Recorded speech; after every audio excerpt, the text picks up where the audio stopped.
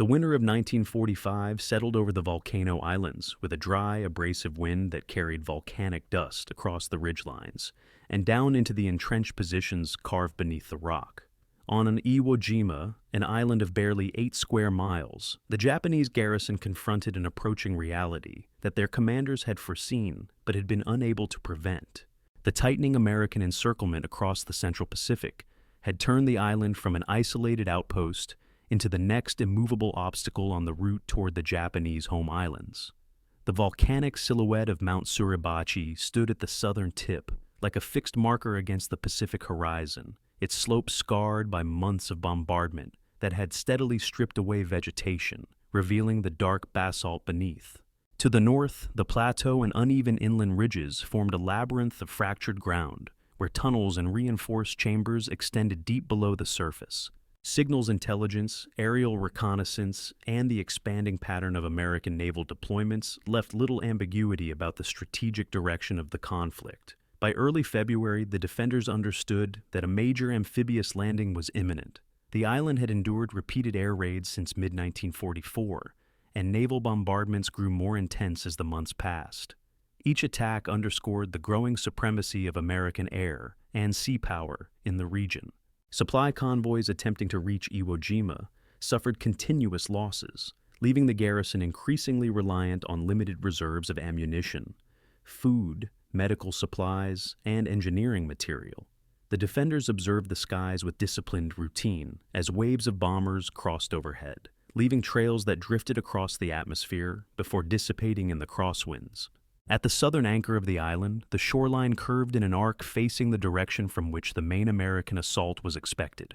The black volcanic sand, coarse and unstable, offered no concealment and little stability for defensive emplacements. It formed a natural barrier that hampered movement as every step sank into its granular surface.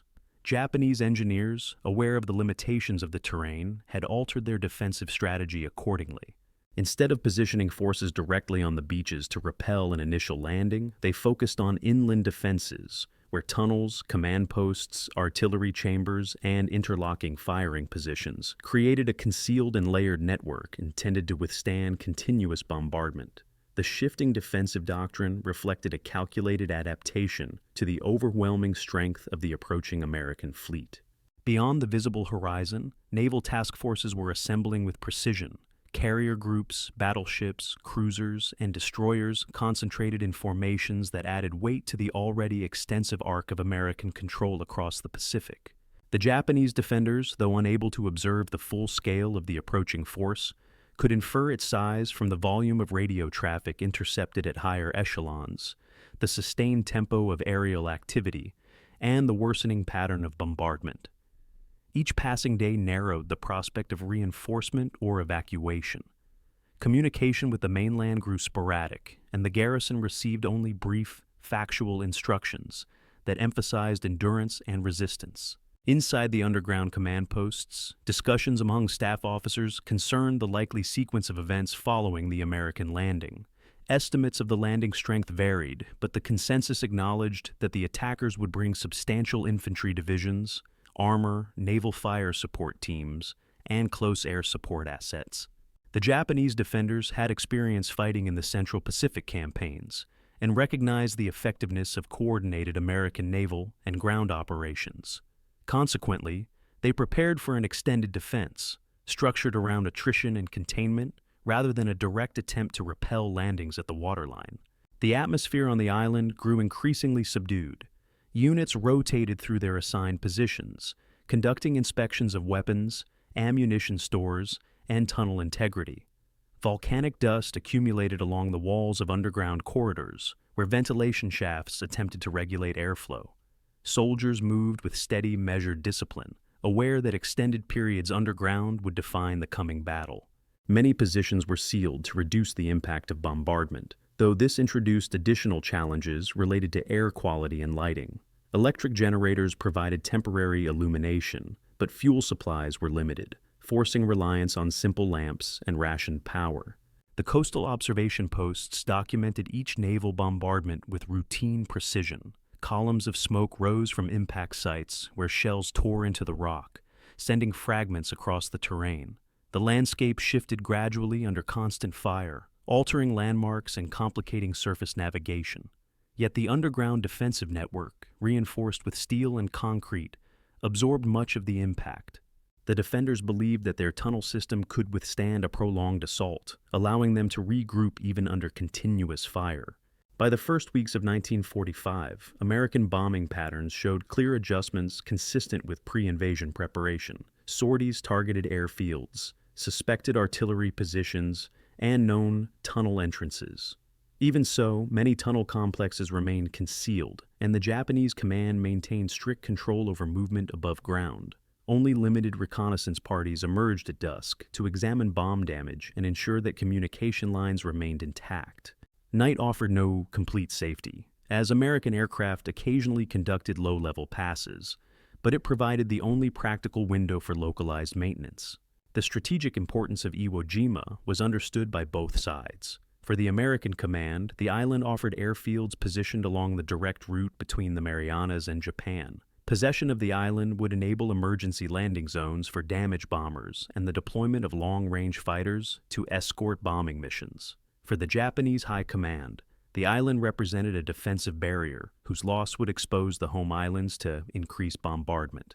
The defenders on Iwo Jima were aware of this broader context, and their preparations reflected an understanding that their resistance, regardless of duration, formed part of a larger strategic effort to impede the American advance. In the final days before the landing, the American naval bombardment intensified to unprecedented levels. Battleships approached within range, firing salvo after salvo that shook the volcanic ground. The concussions reverberated through the tunnel network, dislodging dust and straining support beams. Tremors passed along the floors and walls, as though the island itself shifted with each impact. Yet the garrison maintained its positions, recording the bombardment with methodical clarity and awaiting the moment when the invasion force would cross the beaches.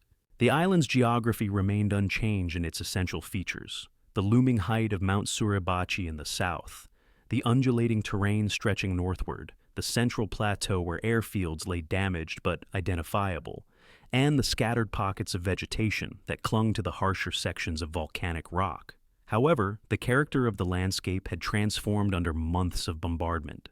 Surfaces once covered in brush or low trees had become scorched and barren. Craters spread across the ground in overlapping patterns, each evidence of prior strikes.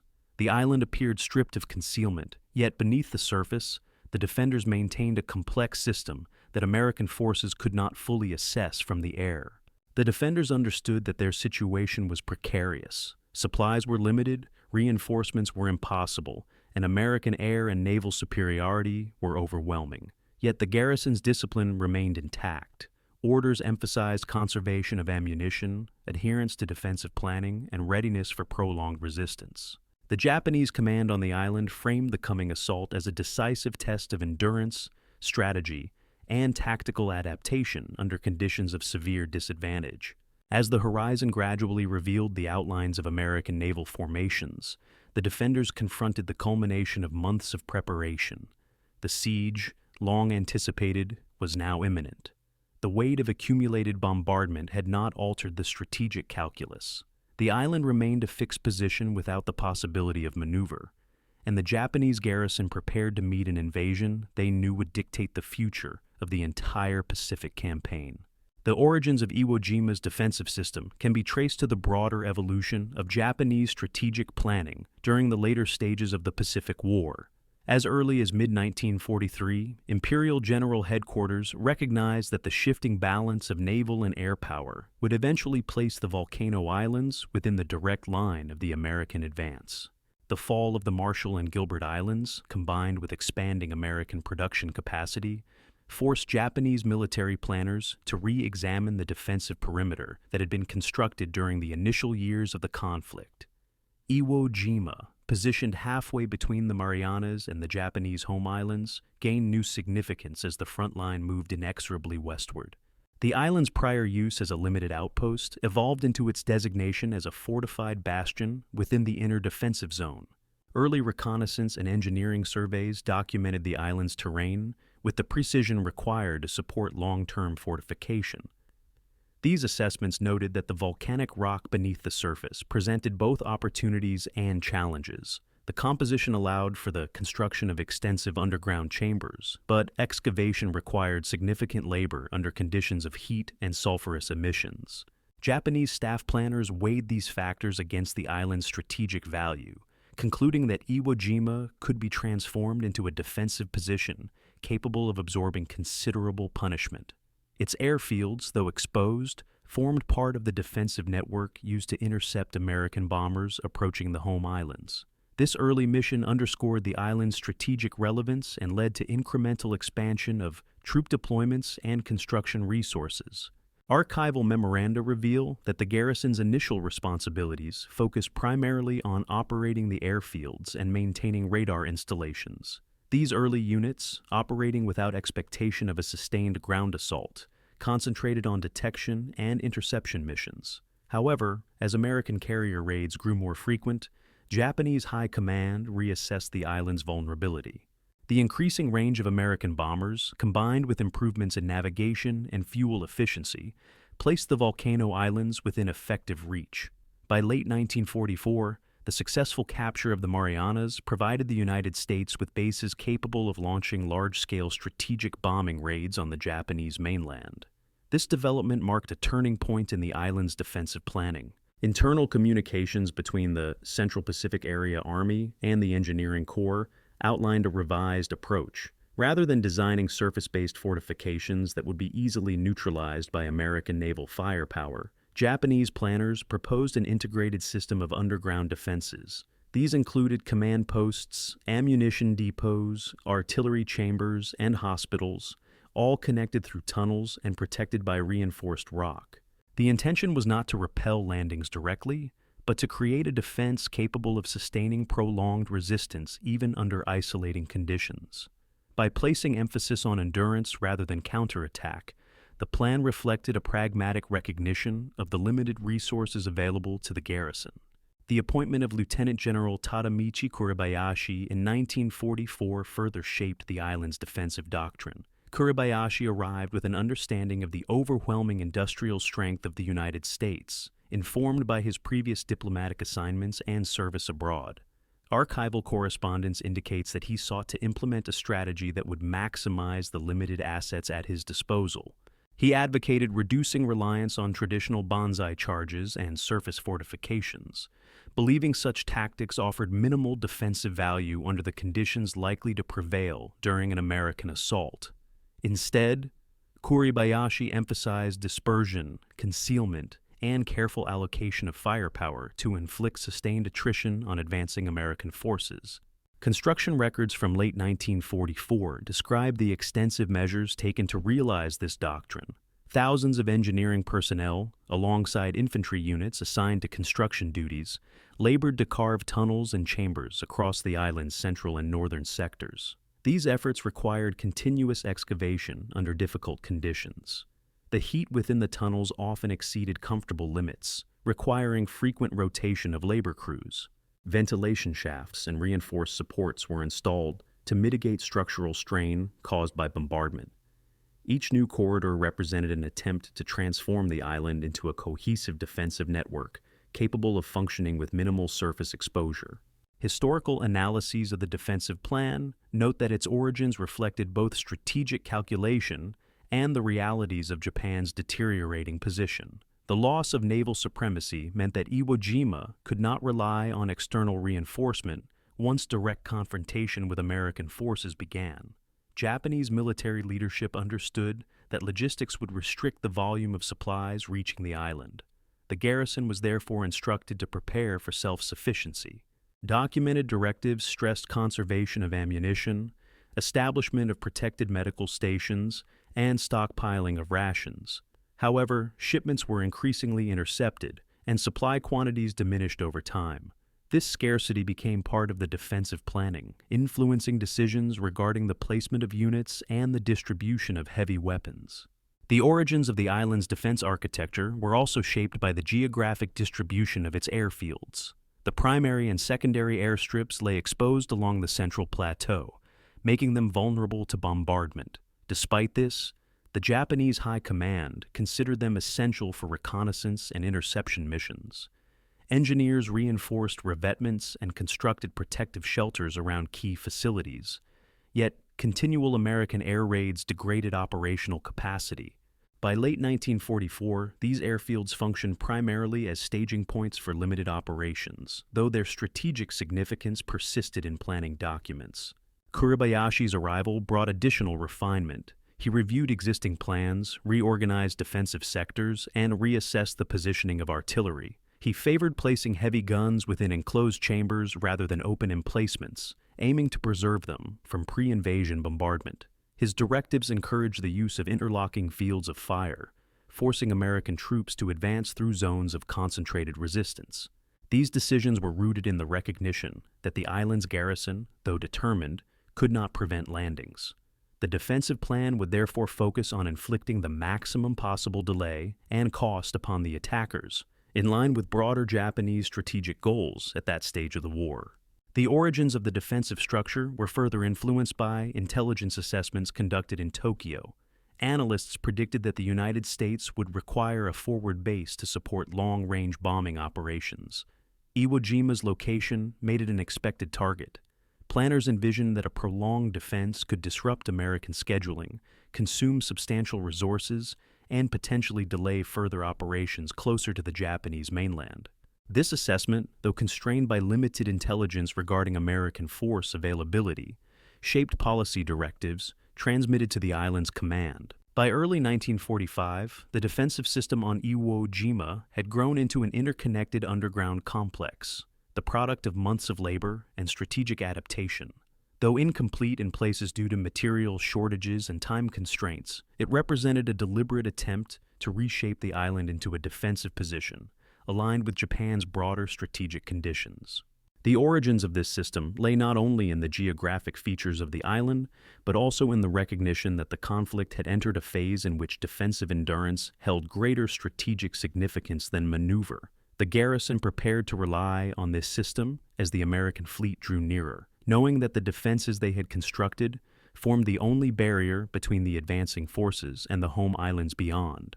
The transformation of strategic expectations surrounding Iwo Jima emerged gradually as Japan's military position declined across the Central Pacific. Before 1944, planners had viewed the island primarily as a forward outpost rather than a decisive battleground. Its airfields supported reconnaissance missions and limited intercept operations, and the garrison served as a component within a wider defensive network, stretching across the Mariana, Bonin, and Ryukyu archipelagos. However, the rapid progression of American amphibious operations forced a re-evaluation of assumptions that had previously shaped Japanese planning. The scale of American industrial production, the reach of carrier aviation, and the effectiveness of combined arms operations altered the strategic landscape in ways that Japanese leadership could neither prevent nor fully counter. The fall of Saipan, Tinian, and Guam in mid-1944 marked a turning point in Japan's perception of its defensive perimeter. These islands provided the United States with airfields capable of supporting long-range bombing missions directly against the Japanese mainland. The early stages of these operations demonstrated the vulnerability of Japanese industry and infrastructure to sustained aerial attack. This shift placed Iwo Jima, positioned directly along the flight path between the Marianas and Tokyo, at the center of new strategic calculations. The island's radar installations and intercept capabilities gained heightened significance as Japan sought to detect and disrupt incoming raids. Yet this evolving purpose also highlighted the island's exposure. Its location made it both an asset and an inevitable target. Archival summaries from Imperial General Headquarters noted that traditional assumptions about deterrence had lost their effectiveness. Earlier planning had relied on the belief that heavily fortified islands would discourage American assaults by raising the anticipated cost of invasion. However, American forces demonstrated a consistent willingness to engage fortified positions, supported by overwhelming firepower and logistical capacity. Japanese commanders revised their expectations accordingly. They recognized that, given the trajectory of American operations across the Central Pacific, Iwo Jima would eventually be subjected to the same relentless pressure applied to previous defensive outposts. This shift in strategic expectations placed increased responsibility on the garrison. The island's defenders were no longer expected simply to operate radar stations and support limited air operations. They were now tasked with delaying the American advance toward the home islands. Japanese command directives from late 1944 framed the defense of Iwo Jima as essential to maintaining a buffer zone around the mainland. Prolonged resistance could complicate American planning, disrupt bomber routes, and force the diversion of resources. The expectation that the garrison might withstand an extended siege became embedded within Japanese strategic thinking despite the deteriorating situation at sea and in the air. The practical constraints facing the garrison, however, shaped a more somber assessment within local command structures. Officers on Iwo Jima understood that reinforcement was unlikely. The island's isolation, compounded by American naval dominance, restricted opportunities for resupply. The garrison's strategic purpose had expanded, but its operational capabilities had not grown proportionally. This tension between strategic expectations and material limitations formed a central challenge for the defenders. Nonetheless, the garrison adhered to directives emphasizing endurance, recognizing that strategic necessity outweighed immediate tactical feasibility. Intelligence reports reflected the changing dynamics of American warfare. Analysts documented the integration of naval gunfire, carrier aviation, and amphibious assault operations that characterized American advances across the Pacific. These reports concluded that Iwo Jima would be subjected to intense pre-invasion bombardment, likely exceeding anything experienced previously. This understanding informed the shift toward underground fortification and reinforced the belief that only a dispersed, concealed defense could sustain resistance under such conditions. Traditional surface-based tactics were considered insufficient to meet the anticipated scale of American firepower. Within the Japanese High Command, the fall of the Marianas produced broader strategic consequences. The loss signaled not only the erosion of Japan's outer defensive perimeter, but also the diminishing capacity of the Imperial Navy to protect key positions. American submarine activity further compounded these losses. Japanese supply lines came under increasing threat, making the movement of troops and supplies to Iwo Jima ever more precarious. Each convoy that failed to reach the island underscored the disparity between strategic expectations and logistical realities. The shifting strategic environment also affected morale. Soldiers on Iwo Jima remained committed to their mission, yet internal memoranda and surviving diaries convey a clear awareness of the island's situation. The defenders understood that they would likely face overwhelming odds, with limited prospects for evacuation or reinforcement. This awareness did not diminish adherence to orders, but did influence preparations. Units prioritized the construction of defensive positions designed to withstand long periods of isolation, recognizing that endurance had become the primary measure of success. On the mainland, strategic discussions emphasized the need to extract maximum value from every available defensive position. Japan's leadership acknowledged the growing vulnerability of the home islands and the increasing likelihood of sustained American bombing. Iwo Jima's capacity to support early warning systems and intercept missions thus acquired renewed importance. The island's defenders were tasked not only with resisting invasion, but also with maintaining these functions for as long as possible. Even in the face of continual bombardment, the garrison continued to operate radar stations and conduct limited air operations until damage made such activities impossible. The Japanese strategic perspective also accounted for the psychological and political dimensions of the battle. Prolonged resistance on Iwo Jima could demonstrate the continued resolve of Japan's armed forces, reinforcing public morale during a period marked by increasing hardship.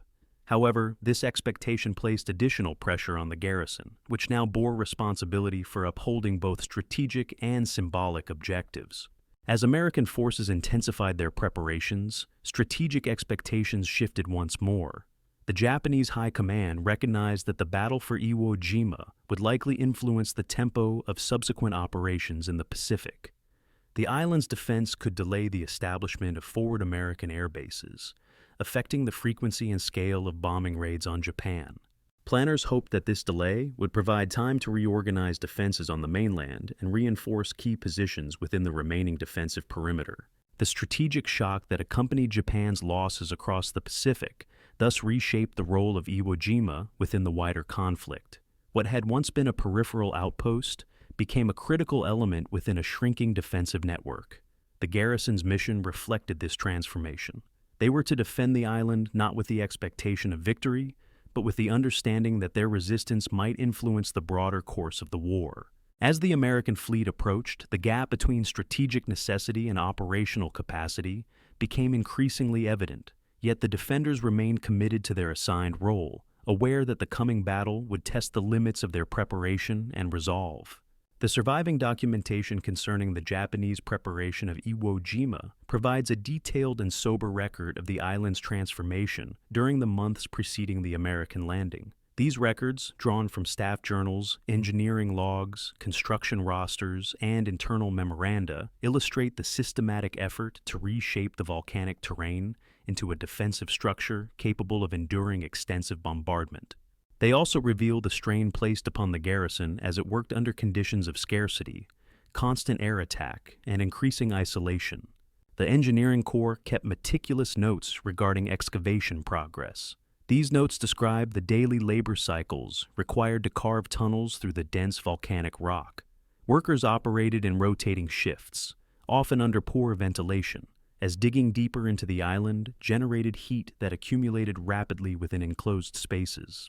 The logs detail the installation of reinforcement beams, the use of captured concrete from earlier construction phases, and the careful positioning of chambers intended to serve as artillery posts, ammunition stores, and command centers.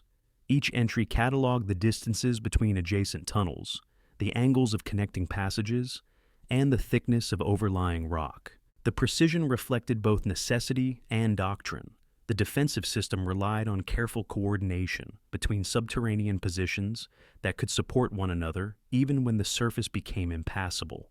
Diaries kept by officers assigned to engineering oversight documented the challenges associated with the volcanic geology. The rock varied in density, forcing frequent adjustments to excavation techniques. Softer areas risked collapse under bombardment, while harder sections slowed progress. These records describe the constant need to evaluate tunnel stability, reinforce weak points, and adapt construction methods to local conditions. The heat within the tunnels exacerbated physical strain, leading to strict rotation schedules designed to prevent exhaustion. Yet these measures could only partially mitigate the toll. Entries mention crews returning to their barracks coated in dust and sweat, often sleeping in short intervals before resuming work. Medical logs from subterranean infirmaries reveal another dimension of the hardships: heat-related ailments, respiratory issues, minor injuries from excavation tools, and the effects of prolonged confinement became increasingly common. Supplies of medical equipment remained limited, and the worsening naval blockade restricted restocking. These records show that medical officers prioritized maintaining basic functionality, treating wounds sustained during bombardments, addressing infections, and managing dehydration. The medical staff documented the rising number of cases, but noted that evacuations were impossible, making on-island care the only option. Construction rosters provide insight into the allocation of manpower. Infantry units were routinely reassigned to assist engineering teams, though this introduced additional strain on combat readiness. Officers noted that these duties were essential to preparing the island's defenses, but they also recognized the increased physical and psychological burden placed upon soldiers expected to fight after months of labor-intensive work. The coordination between engineering and infantry units demonstrated the integrated nature of the defensive plan, but it also revealed the limits of available manpower. As bombardments intensified, work crews were forced to seek shelter more frequently, reducing productivity and complicating deadlines. Communications logs record the steady decline in supply deliveries. Convoys attempting to reach Iwo Jima faced increasing threats from American submarines and aircraft. Radio messages between the island and mainland conveyed the diminishing stock of ammunition, fuel, and food. These transmissions maintained formal structure, yet the constraints facing the garrison were evident. Requests for specific construction materials went unfulfilled as Japan's logistical network strained under continuous losses. The records show an acceptance of these conditions. Officers adapted their plans to the reality of limited supplies, making use of local resources whenever possible. Reports from observation posts documented the tempo and pattern of American air raids. These reports listed the approximate altitude, formation size, and direction of incoming aircraft, along with the estimated impact points of bombs. The data allowed the garrison to adjust its defensive posture, relocating vulnerable equipment and reinforcing exposed sectors. The documentation shows that the defenders remained methodical even as the frequency of raids reduced surface movement to minimal levels. Air attacks often occurred without warning, forcing units to take shelter within the tunnel network. Observation logs noted when communication lines were damaged, prompting engineering teams to conduct repairs under hazardous conditions. Command journals kept within the underground headquarters provide insight into the coordination of the island's defense. These journals documented meetings among staff officers, assessments of American movements, allocation of artillery, and the progress of construction. The entries reflected careful analysis of available intelligence and pragmatic planning under conditions of uncertainty.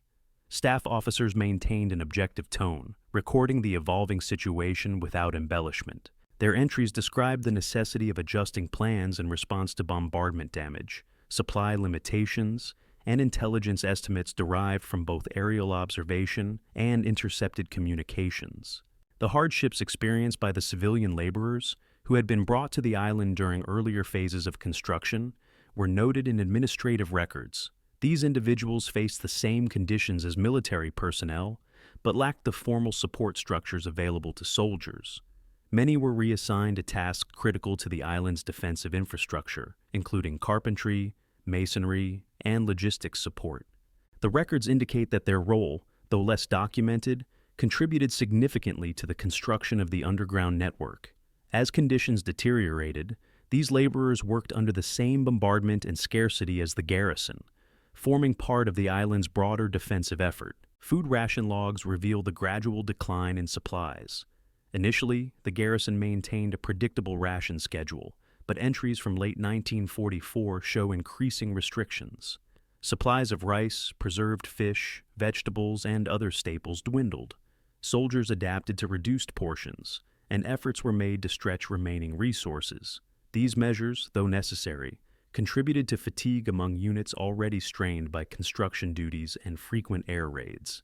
The ration logs provide numerical clarity to a broader pattern of deprivation, illustrating how scarcity became a defining factor of daily life.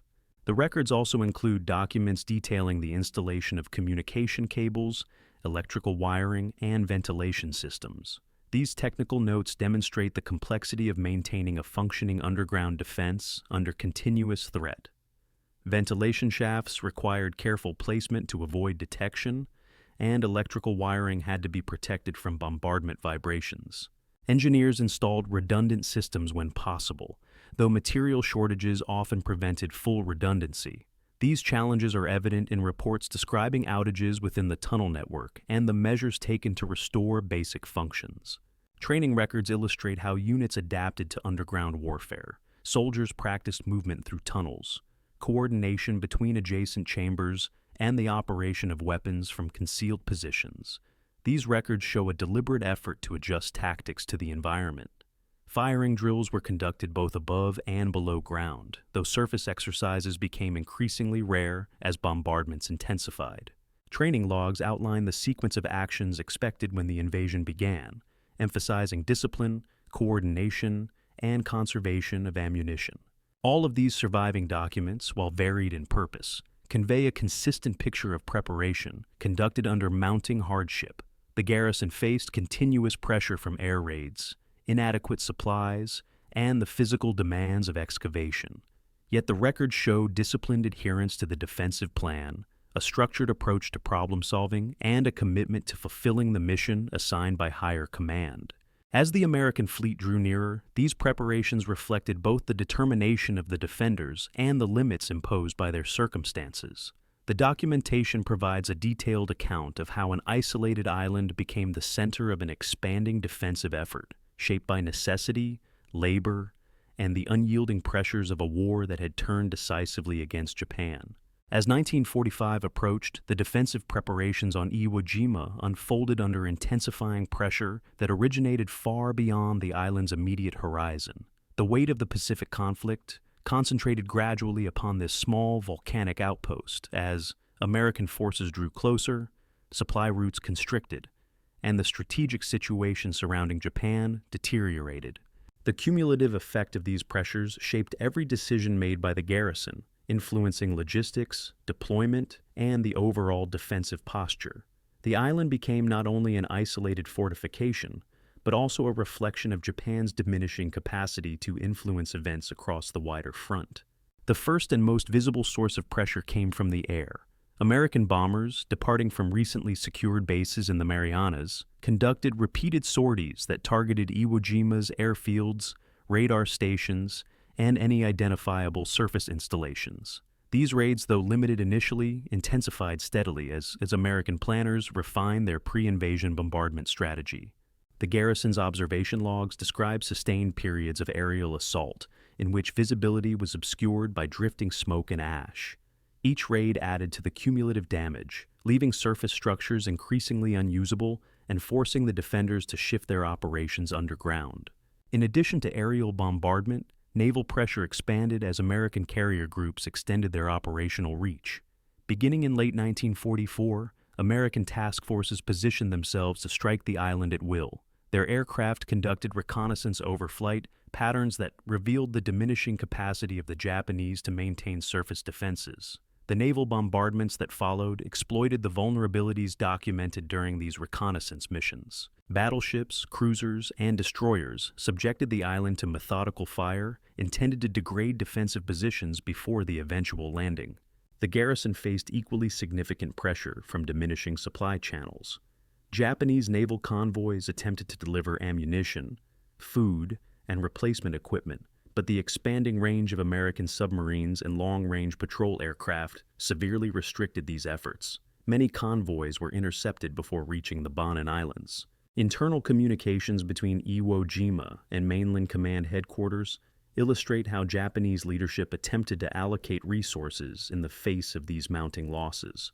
Requests from the garrison often exceeded the available supply, forcing prioritization that rarely favored isolated outposts. As a result, the garrison received only a fraction of the material needed to sustain an extended defense. Fuel shortages further constrained the defenders' plans. Electrical generators, required to power ventilation systems, communication lines, and lighting within the tunnels, consumed fuel at a rate that exceeded available stockpiles. Records reveal that engineers devised rationing schedules for generator use, allocating limited operational hours to ensure that essential systems remained functional. These constraints extended to transportation. Vehicles became largely immobile due to lack of fuel, leaving manual labor as the primary means of movement for supplies and equipment. The defenders adapted by using hand carts and relying on infantry units to carry materials across difficult terrain. Meteorological conditions added another layer of difficulty. Winter winds carried fine volcanic ash across the island, infiltrating equipment and complicating maintenance efforts. The dust settled on weapons, machinery, and ventilation shafts, requiring continuous cleaning to prevent malfunction. These environmental challenges compounded the effects of continuous bombardment. Tunnels required frequent reinforcement, as tremors from naval shelling weakened support structures. Engineering teams documented instances in which sections of tunnel collapsed or became unsafe, forcing rerouting or emergency repairs conducted under hazardous conditions. Communication became increasingly strained. American raids targeted radar installations and communication towers, degrading the garrison's ability to track incoming aircraft and maintain reliable contact with mainland command. Although underground communication lines provided some resilience, bombardment-induced vibrations frequently damaged cables. Repair crews operated during brief intervals between raids, documenting each restoration in technical logs. The loss of reliable communication complicated the garrison's situational awareness, forcing greater reliance on local observation and reducing the effectiveness of early warning systems. Logistical constraints also affected the distribution of weaponry across the island. Heavy artillery, a crucial component of the defensive strategy, required precise placement within enclosed chambers. Transporting these guns into position demanded significant manpower, particularly when fuel shortages limited mechanical assistance. the movement of ammunition posed an even greater challenge. Shells had to be carried through narrow tunnels and stored within reinforced chambers designed to protect them from bombardment. Documentation indicates that the garrison attempted to stockpile sufficient ammunition for a protracted defense, but shortages persisted. Command directives urged conservation, reflecting awareness that resupply was unlikely once the American fleet initiated continuous bombardment. Political and strategic pressure emanated from the mainland. Imperial General Headquarters viewed Iwo Jima as a vital barrier to the American advance and expected the garrison to delay the enemy at all costs. Communications from Tokyo emphasized the importance of maintaining the island's operational radar and intercept capabilities for as long as possible. These directives, though grounded in strategic necessity, placed additional strain on the garrison. Officers understood that their mission had expanded beyond local defense to include broader responsibilities associated with the protection of the home islands. Pressure also arose from within the garrison itself. Soldiers confronted the daily challenge of balancing construction duties, defensive preparation, and the cumulative effects of bombardment. Units often worked through exhaustion to maintain the integrity of the tunnel network, aware that its condition would determine their ability to resist once the landing began. Diaries describe the psychological burden of constant confinement and limited rest. Many entries record the routine nature of bombardment, noting the absence of safe periods during which soldiers could conduct surface maintenance or training. Despite these pressures, the garrison maintained structural cohesion. Officers implemented rotation schedules to manage fatigue and assigned priority tasks to ensure readiness. Training continued within the limits imposed by surface conditions. Infantry units practiced moving between defensive sectors through underground passages, rehearsed firing positions, and familiarized themselves with the geography of the tunnel network. These measures, though constrained, reflected a disciplined attempt to adapt to the evolving situation. The combination of aerial assaults, naval bombardment, supply shortages, environmental challenges, and strategic expectations produced a defensive environment unlike earlier Pacific engagements. Iwo Jima's defenders confronted pressures that shaped every aspect of their preparation. The garrison stood under continuous strain from external forces they could not counter, while internal limitations restricted their ability to respond. Yet these pressures did not disrupt their commitment to the defensive plan. Instead, they reinforced the necessity of the underground network and the dispersed, attrition-focused doctrine adopted by Lieutenant General Kuribayashi. As the American fleet assembled beyond the horizon, these pressures converged into a singular reality. The battle for Iwo Jima was inevitable, and the defenders would meet it under conditions defined by scarcity, bombardment, and the knowledge that reinforcements would not arrive. The defensive posture on Iwo Jima emerged from a network of institutions, commanders, and operational directives that reflected the broader condition of Japan's war effort in the final year of the Pacific conflict. The island's garrison did not act independently. Its decisions, organization, and strategy were shaped by the layered relationships among Imperial General Headquarters, regional commands, naval aviation units, engineering formations, and the officers assigned to coordinate their efforts. Understanding the Japanese perspective on Iwo Jima requires examining these actors as interconnected components of a military system under severe strain. At the highest level, Imperial General Headquarters in Tokyo formed the central authority responsible for setting strategic priorities. By late 1944, the situation confronting these planners had grown increasingly complex. Losses across the Central Pacific, continued attrition of the Imperial Navy, and the growing range of American strategic bombers forced a reallocation of resources and attention. Iwo Jima, once peripheral, became essential due to its location along the direct route between the Marianas and the Japanese mainland.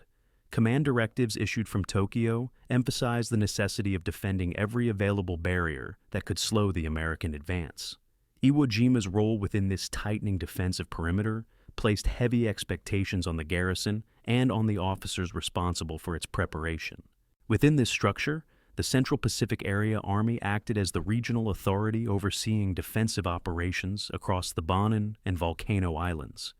The Area Army had the responsibility of coordinating garrisons, managing supply allocation, and transmitting directives from Tokyo. However, its ability to influence events on Iwo Jima was constrained by communication difficulties and logistical limitations. The Area Army's leadership recognized that its capacity to support the island's defenders was declining. Reports submitted to the mainland reflected the deteriorating situation, yet the strategic necessity of holding Iwo Jima compelled the continuation of ambitious defensive plans despite shrinking resources. The commander whose decisions most directly shaped the island's defense was Lieutenant General Tadamichi Kuribayashi. Appointed in 1944, he entered his post with a clear understanding of Japan's position. His prior experience as a military attaché in North America, combined with his service in China, had given him practical insight into the industrial capabilities of the United States and the operational challenges facing Japan. Internal correspondence and surviving staff reports indicate that Kuribayashi advocated a defensive doctrine that departed from earlier engagements. He abandoned expectations of repelling the enemy at the beaches and discouraged large-scale frontal counterattacks, arguing that such measures had proven ineffective in prior island battles, where American air and naval superiority had dominated. Kuribayashi instead sought to exploit the terrain. His strategy emphasized underground fortification, dispersion, and controlled use of limited ammunition. He directed that artillery be positioned within enclosed chambers rather than open emplacements and insisted that infantry units be prepared to fight from concealed positions for extended periods. This doctrine required close cooperation among engineering units and combat formations.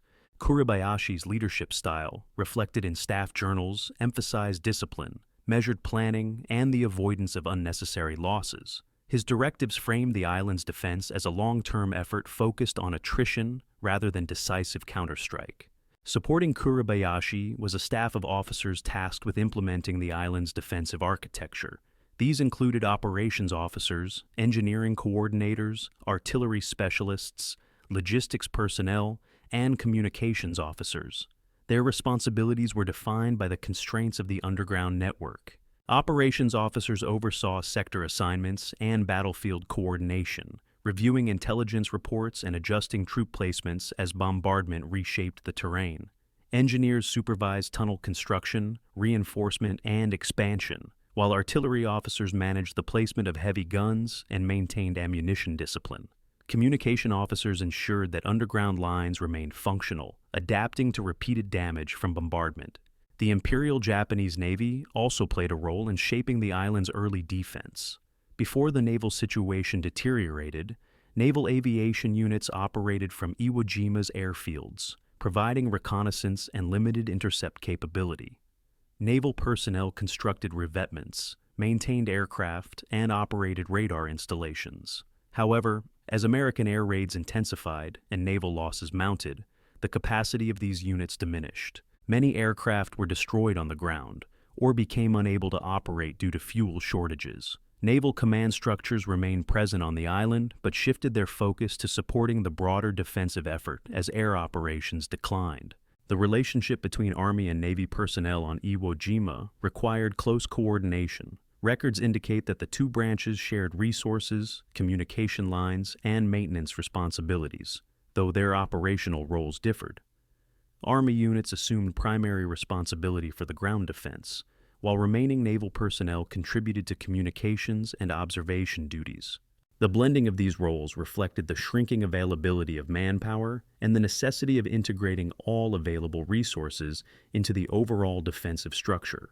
The composition of the garrison itself represented a cross-section of Japan's later war military structure. Infantry divisions deployed to Iwo Jima included both experienced soldiers and newer conscripts. Their training varied, but records show that units conducted drills tailored to underground warfare, including movement through tunnel systems, coordination between chambers, and controlled firing from concealed positions. Artillery units possessed heavy guns that required precise emplacement within the fortified interior. These weapons formed critical components of the defensive strategy, but required continuous maintenance under challenging conditions. Engineering formations were essential to the island's preparation. These units included technical specialists, labor detachments, and miners familiar with excavation procedures. Their role extended beyond simple construction. They were tasked with ensuring tunnel stability, managing ventilation, reinforcing chambers, and repairing damage caused by bombardment. Their logs detail the technical challenges associated with volcanic rock and the constant adjustments required to maintain structural integrity. The contributions of these engineering units defined the character of the island's defense and allowed the garrison to function under sustained fire. Another important actor within the Japanese war effort on Iwo Jima was the network of logistical and administrative personnel responsible for ration distribution, equipment maintenance, and record keeping. These individuals ensured that supplies were allocated according to operational needs. Their logs document the gradual decline in available resources and the increasingly strict rationing measures implemented across the garrison. Administrative officers also maintain troop rosters, construction schedules, and communication logs, providing a structured record of the island's preparation despite deteriorating conditions.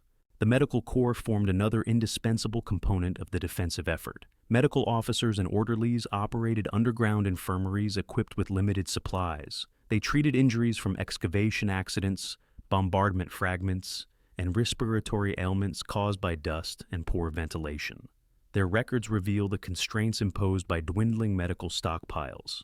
They also document the strain placed on personnel as the frequency of bombardment increased, making surface evacuation impossible and forcing reliance on improvised treatment methods. Civilian laborers, though not formally part of the military hierarchy, played a significant role in the island's preparation.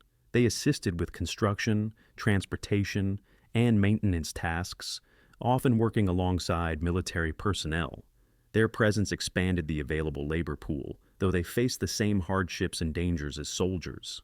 Administrative records note their contributions to the construction of the tunnel network, storage facilities, and surface defenses prior to the intensification of bombardment.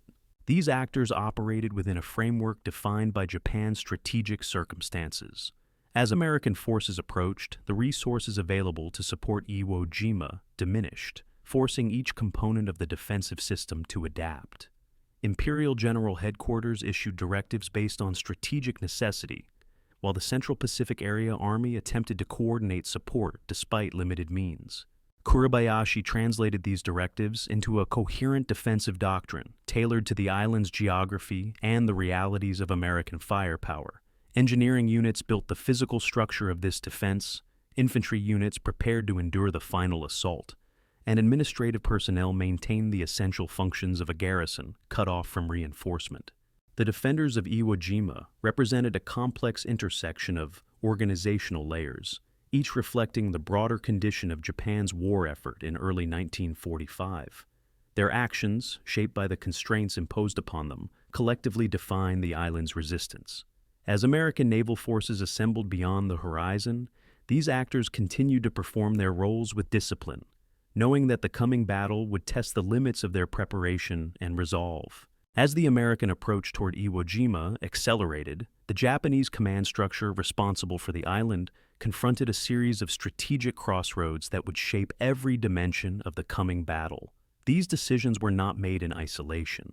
They reflected the convergence of deteriorating national logistics, evolving military doctrine, and the accumulated experience of Japanese forces across the Pacific. Each choice, from the allocation of artillery to the abandonment of surface fortifications, carried operational consequences that would define the island's defensive character and influence the duration and intensity of the resistance. One of the earliest and most consequential decisions concerned the redefinition of the island's defensive purpose. Imperial General Headquarters recognized that attempting to prevent American landings by concentrating forces at the beaches was no longer feasible. Experiences on Saipan, Guam, Peleliu, and other islands had demonstrated that American pre-invasion bombardments, supported by overwhelming naval artillery, would devastate surface positions. Reports from these battles influenced a doctrinal shift that would guide Japanese strategy on Iwo Jima. The defense would prioritize attrition from concealed positions rather than direct confrontation at the shoreline. This shift formed the foundation of General Kuribayashi's operational plan. A critical crossroads emerged in the placement of artillery. Traditional Japanese doctrine emphasized open emplacements that offered wide fields of fire, but left guns vulnerable to air and naval attack. Kuribayashi directed that heavy artillery be installed within underground chambers carved into the volcanic rock. These positions, though more difficult to construct, promised greater survivability under bombardment. Artillery officers coordinated closely with engineers to position guns at angles that allowed them to fire through narrow openings cut into the rock. This design reduced exposure while enabling sustained fire once American troops advanced inland. However, it also limited flexibility. Guns could not easily be repositioned once installed. The decision represented a calculated trade-off between survivability and mobility. Another strategic turning point involved the abandonment of large-scale banzai charges. Earlier battles had demonstrated that massed infantry assaults resulted in heavy casualties with limited tactical gain. Kuribayashi sought to preserve manpower for prolonged resistance. His directives emphasized controlled engagement, disciplined use of firepower, and avoidance of premature exposure. Infantry units were instructed to remain concealed within the tunnel network until American forces moved into designated kill zones. This decision stood in contrast to prevailing expectations within portions of the Japanese military, which had long regarded aggressive counterattacks as a measure of tactical spirit. Kuribayashi justified his approach by focusing on operational effectiveness rather than symbolic action. Communications also presented a strategic dilemma. Maintaining contact with mainland command allowed the garrison to receive strategic guidance, but transmitting signals risked detection and provided opportunities for American intelligence. Kuribayashi balanced these concerns by limiting transmissions to essential updates and relying increasingly on internal communication lines. His staff implemented a decentralized communication model within the tunnels, allowing local commanders to act with initiative in the event that central communications were disrupted. This approach sought to preserve command cohesion under bombardment and reduce the risk of disarray once the invasion began. The allocation of manpower between construction and combat duties formed another critical crossroads. The scale of the tunnel network required continuous labor, yet every soldier assigned to construction represented a reduction in immediate combat readiness. Kuribayashi resolved this tension by rotating units between engineering tasks and defensive training. This ensured that all personnel became familiar with the underground network while maintaining essential construction progress. The decision also reflected a recognition that the tunnel system itself would function as a force multiplier, increasing the effectiveness of the garrison during the eventual assault. Logistical management presented another challenge. The shrinking availability of supplies forced the garrison to adopt stringent rationing measures. Officers prioritized ammunition conservation, recognizing that artillery shells and small arms rounds could not be replenished. This influenced the design of fire plans that relied on deliberate, coordinated engagement rather than continuous firing. Food rationing, though necessary, had the potential to weaken the defenders before the battle began. Kuribayashi balanced these competing pressures by implementing portioning schedules that sought to sustain strength during the period of construction while preserving resources for the final engagement. The creation of interlocking defensive sectors represented an additional strategic crossroad. The island's geography, defined by Mount Suribachi in the south and rugged terrain in the north, required a segmented defense. Kuribayashi divided the island into multiple sectors, each under the command of officers responsible for coordinating infantry, artillery, and engineering assets. This decentralized structure reduced reliance on a single command node, limiting vulnerability to bombardment-induced disruptions. However, it required meticulous planning to ensure that sectors could support one another through underground passageways and overlapping fields of fire. A particularly significant decision concerned the use of the airfields located on the island's central plateau. Initially intended as operational bases for Japanese aviation, the airfields had deteriorated under repeated bombardment. Kuribayashi determined that maintaining open-air operations was increasingly impractical. He shifted the focus from sustaining aircraft to using the airfields as reference points within the defensive layout. The fields became landmarks within coordinated fire plans, with defensive positions arranged to engage American forces as they advanced toward the central plateau. This decision acknowledged the reality of American air superiority and adapted the defensive strategy accordingly. Kuribayashi's approach also diverged from proposals presented by some officers who favored concentrating defensive assets around Mount Suribachi. While the mountain's elevation offered commanding views, its exposed position made it vulnerable to naval bombardment. Kuribayashi instead dispersed forces across the island, allowing Suribachi to serve as a localized defensive stronghold without becoming the primary focus of the island's resistance. This prevented the defenders from becoming isolated early in the battle and ensured that American forces would encounter sustained resistance across multiple fronts. Coordination with naval personnel presented its own challenges. Naval aviation units, once central to the island's defensive purpose, had diminished due to aircraft losses and fuel shortages. Kuribayashi chose to integrate remaining naval personnel into broader defensive roles, including communications and observation. This decision allowed the garrison to preserve operational capacity despite the decline of naval aviation. It also minimized fragmentation within the command structure by ensuring that all available personnel contributed to unified defensive operations. Each of these decisions reflected a pragmatic adaptation to Japan's strategic circumstances. Kuribayashi's leadership prioritized operational effectiveness and disciplined resistance over symbolic gestures or doctrinal rigidity. His approach acknowledged the overwhelming American superiority in firepower, logistics, and mobility. The defensive plan he implemented sought to counter these advantages by exploiting terrain, minimizing exposure, and maximizing the longevity of the garrison's limited resources.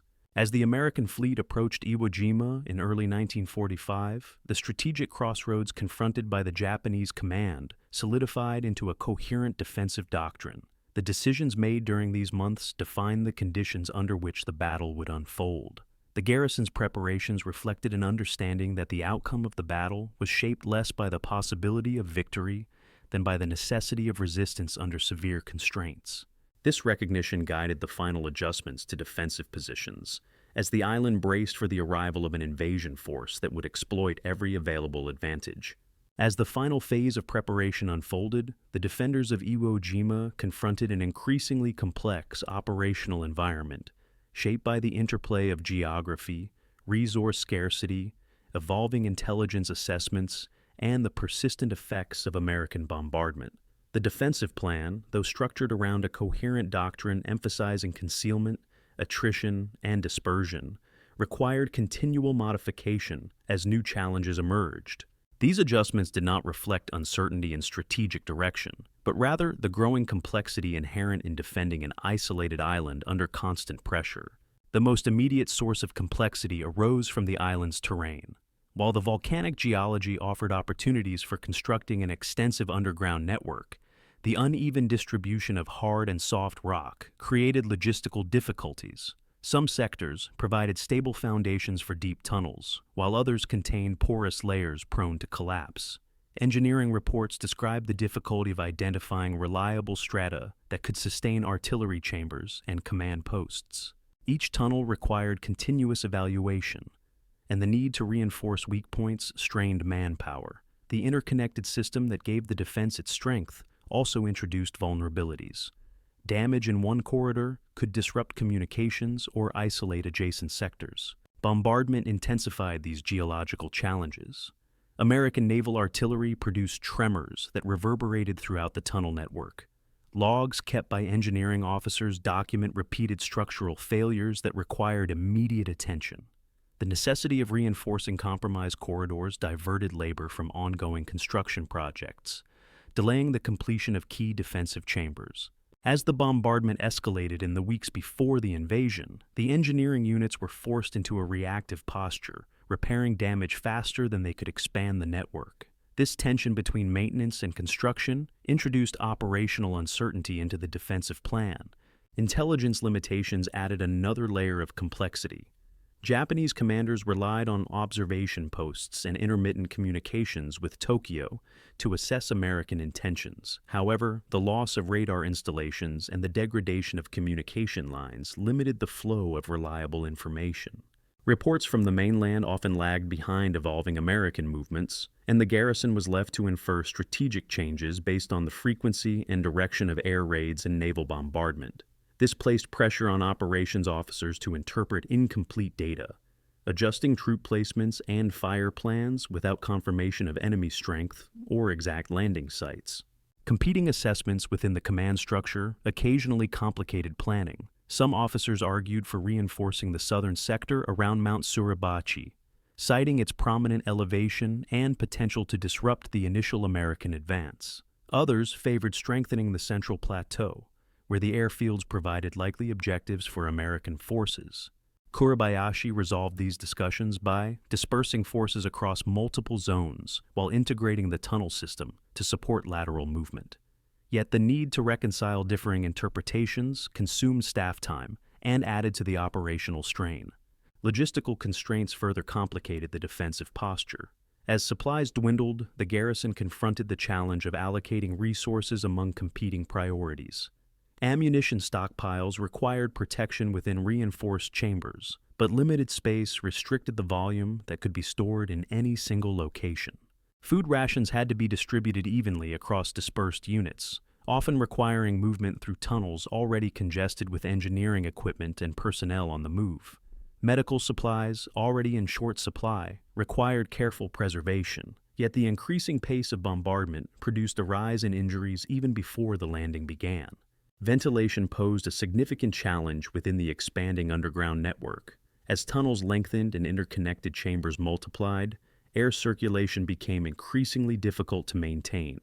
Engineers installed ventilation shafts, but these structures risked detection by American aircraft. Their placement required careful calculation to avoid revealing defensive positions.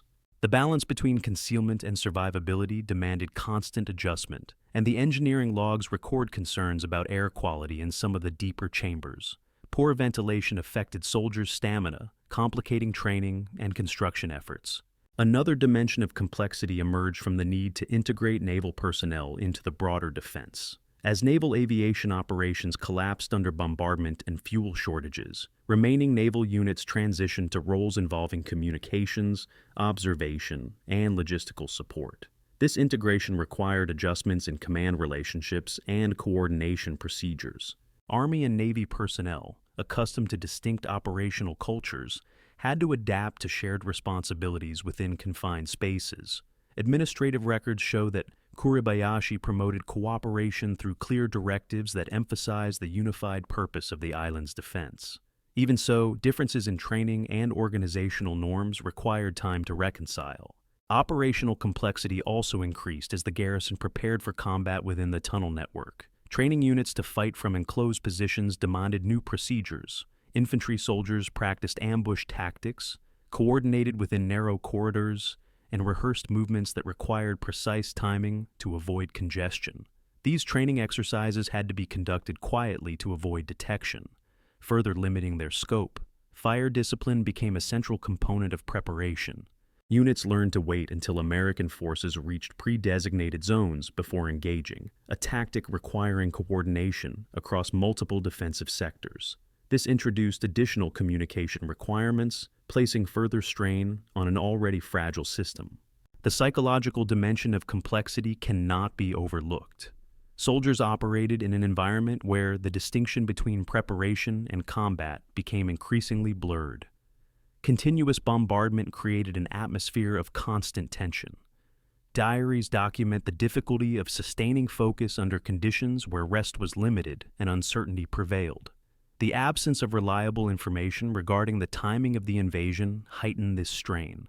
Soldiers understood the inevitability of the assault, but lacked certainty about when it would occur. This ambiguity required officers to maintain discipline without overstretching units engaged in construction and repair. Environmental conditions added further unpredictability.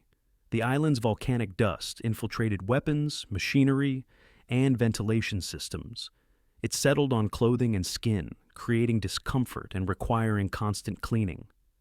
During periods of high winds, the dust moved through tunnel entrances, forcing the garrison to seal sections and reduce ventilation. These measures, though necessary, increased heat within enclosed spaces and contributed to fatigue. Coordination between artillery and infantry units also required careful adjustment. Artillery officers developed fire plans to support infantry positions, but the concealment of guns within underground chambers limited lines of sight.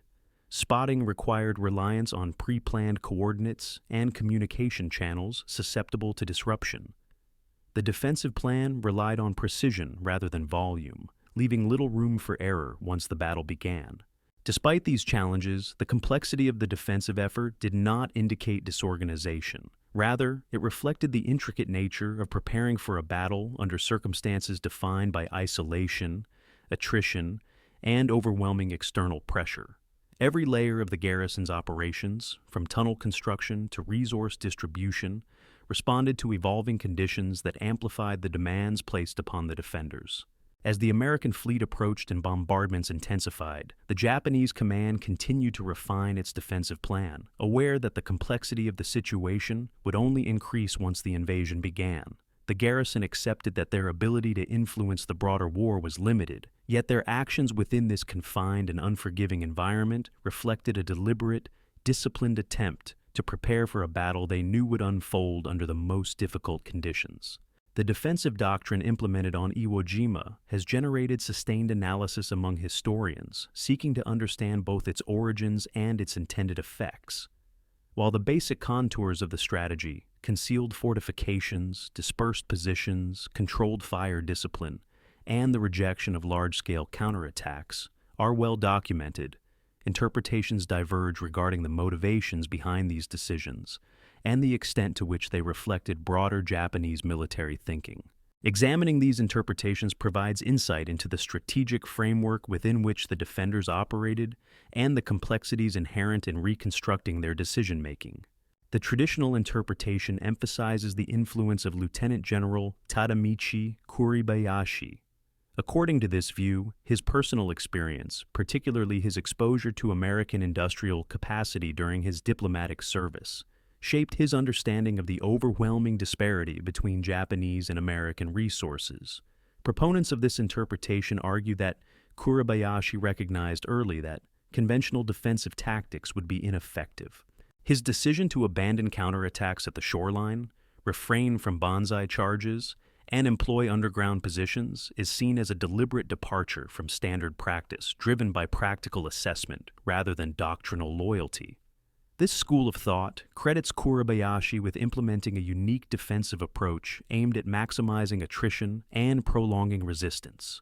A second interpretation situates the Iwo Jima strategy within a broader evolution of Japanese defensive doctrine following losses across the Central Pacific.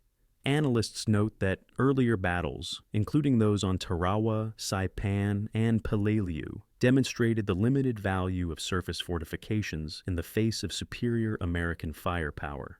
The Japanese army had already begun to incorporate lessons from these engagements, emphasizing deeper fortifications, more dispersed positions, and tactics designed to inflict maximum casualties. According to this perspective, Kuribayashi's plan should be viewed not as an isolated innovation, but as part of a gradual doctrinal shift prompted by the realities of the later war. This interpretation highlights the influence of institutional learning rather than individual leadership. A third interpretation focuses on constraints imposed by the island's geography and logistical conditions. Scholars who adopt this view argue that the defensive strategy emerged primarily from necessity. The volcanic terrain facilitated the construction of extensive tunnels, but limited the effectiveness of surface defenses. The shortage of supplies and the impossibility of reinforcement forced the garrison to adopt a defensive posture centered on conservation. Prolonged resistance rather than immediate counteroffensive action became a logical consequence of these constraints. Under this interpretation, the defensive plan reflects the intersection of terrain, supply shortages, and the broader limitations facing Japan rather than a distinct strategic vision. Another analysis emphasizes the influence of Imperial General Headquarters. According to this interpretation, directives from Tokyo played a central role in shaping the island's defense. Japanese leadership, aware of the growing threat of strategic bombing, viewed Iwo Jima as an essential barrier. Prolonged resistance was expected to delay American operations, protect the homeland for as long as possible, and disrupt bombing routes. Scholars in this school argue that Kuribayashi implemented a strategy consistent with national priorities rather than acting independently. This interpretation highlights the connection between Iwo Jima's defense and broader strategic imperatives established at the highest levels of command. A contrasting interpretation suggests that Internal tensions within the garrison may have influenced the defensive plan. Some officers favored reinforcing traditional tactics, including massed counterattacks and concentrated surface defenses. Others supported Kuribayashi's emphasis on concealment. The need to reconcile these perspectives may have shaped the final structure of the defense. Evidence for this interpretation comes from internal memoranda, noting disagreements over the placement of forces and the allocation of resources. Although Kuribayashi's authority prevailed, the existence of competing viewpoints suggests that the defensive strategy reflected negotiation rather than unilateral decision. Historians also debate the intended duration of resistance. One interpretation holds that Kuribayashi expected the garrison to fight for weeks or months, gradually exhausting American forces and delaying subsequent operations. Another suggests that he recognized the battle would be short-lived due to overwhelming American power, but believed that even brief resistance could serve strategic and symbolic purposes. The limited availability of documentation makes it difficult to determine his exact expectations. Surviving correspondence indicates that he instructed the garrison to endure as long as possible, but does not specify a projected time frame. A further interpretation examines the defensive strategy in the context of Japanese morale and political considerations. Some scholars argue that the emphasis on prolonged resistance served not only strategic objectives, but also the political need to demonstrate national resolve. The defense of Iwo Jima, under this interpretation, was intended to signal both domestically and internationally that Japan remained committed to resisting invasion.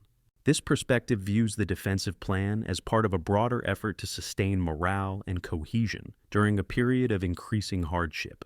Other interpretations focus on the intended tactical effects. Some analysts suggest that Kuribayashi designed the defense to deny the Americans use of the airfields for as long as possible. By constructing the tunnel network beneath and around the central plateau, he positioned units to disrupt American operations even after the airfields were captured. This interpretation emphasizes the defensive depth of the island and the anticipated impact on American air strategy. Still others view the defensive plan as an attempt to compensate for the declining capacity of Japanese air and naval forces. With external support increasingly unlikely, the garrison became the final line of resistance. The underground system represented an attempt to create an environment in which American technological superiority could be partially neutralized. Historians adopting this perspective see the defense of Iwo Jima as a reflection of Japan's transition from an offensive to a defensive posture across the Pacific. These competing interpretations stem from the limited and fragmentary nature of available records. Many documents were destroyed during the bombardment or lost during the final days of the battle. Others reflect operational details without revealing underlying reasoning. This lack of comprehensive documentation makes it difficult to establish a definitive account of Japanese strategic motivations. Historians must therefore draw inferences from the surviving materials, including diary entries, staff memos, engineering logs, and post-war testimony. Despite their differences, most interpretations converge on the recognition that the defensive strategy represented a significant departure from earlier Japanese practices in the Pacific. Whether driven by individual insight, institutional learning, terrain, or necessity, the doctrine implemented on Iwo Jima reflected a shift toward endurance and attrition under conditions of overwhelming disadvantage. The defenders understood that their capacity to influence the broader war was limited, yet their actions demonstrated a deliberate attempt to impose costs on the advancing American forces and to prolong resistance for as long as possible. As historians continue to examine the Japanese perspective on Iwo Jima, these interpretations highlight the complexity of reconstructing strategic intent within an environment shaped by scarcity, pressure, and limited documentation. The diversity of scholarly views underscores the intricacy of the defensive effort and the challenges inherent in understanding decisions made under such extreme circumstances. Reconstructing the Japanese defensive experience on Iwo Jima requires a multidisciplinary set of historical tools capable of compensating for the fragmentary archival record, the destruction of battlefield evidence, and the limited transmission of documentation from the island during the final months of the war. The complexity of the underground defensive system, the interlocking placement of artillery and infantry positions, and the tactical doctrine implemented by Lieutenant General Kurabayashi have compelled historians, engineers, and military analysts to draw from a wide range of methodologies to understand how the defenders prepared and operated under sustained bombardment.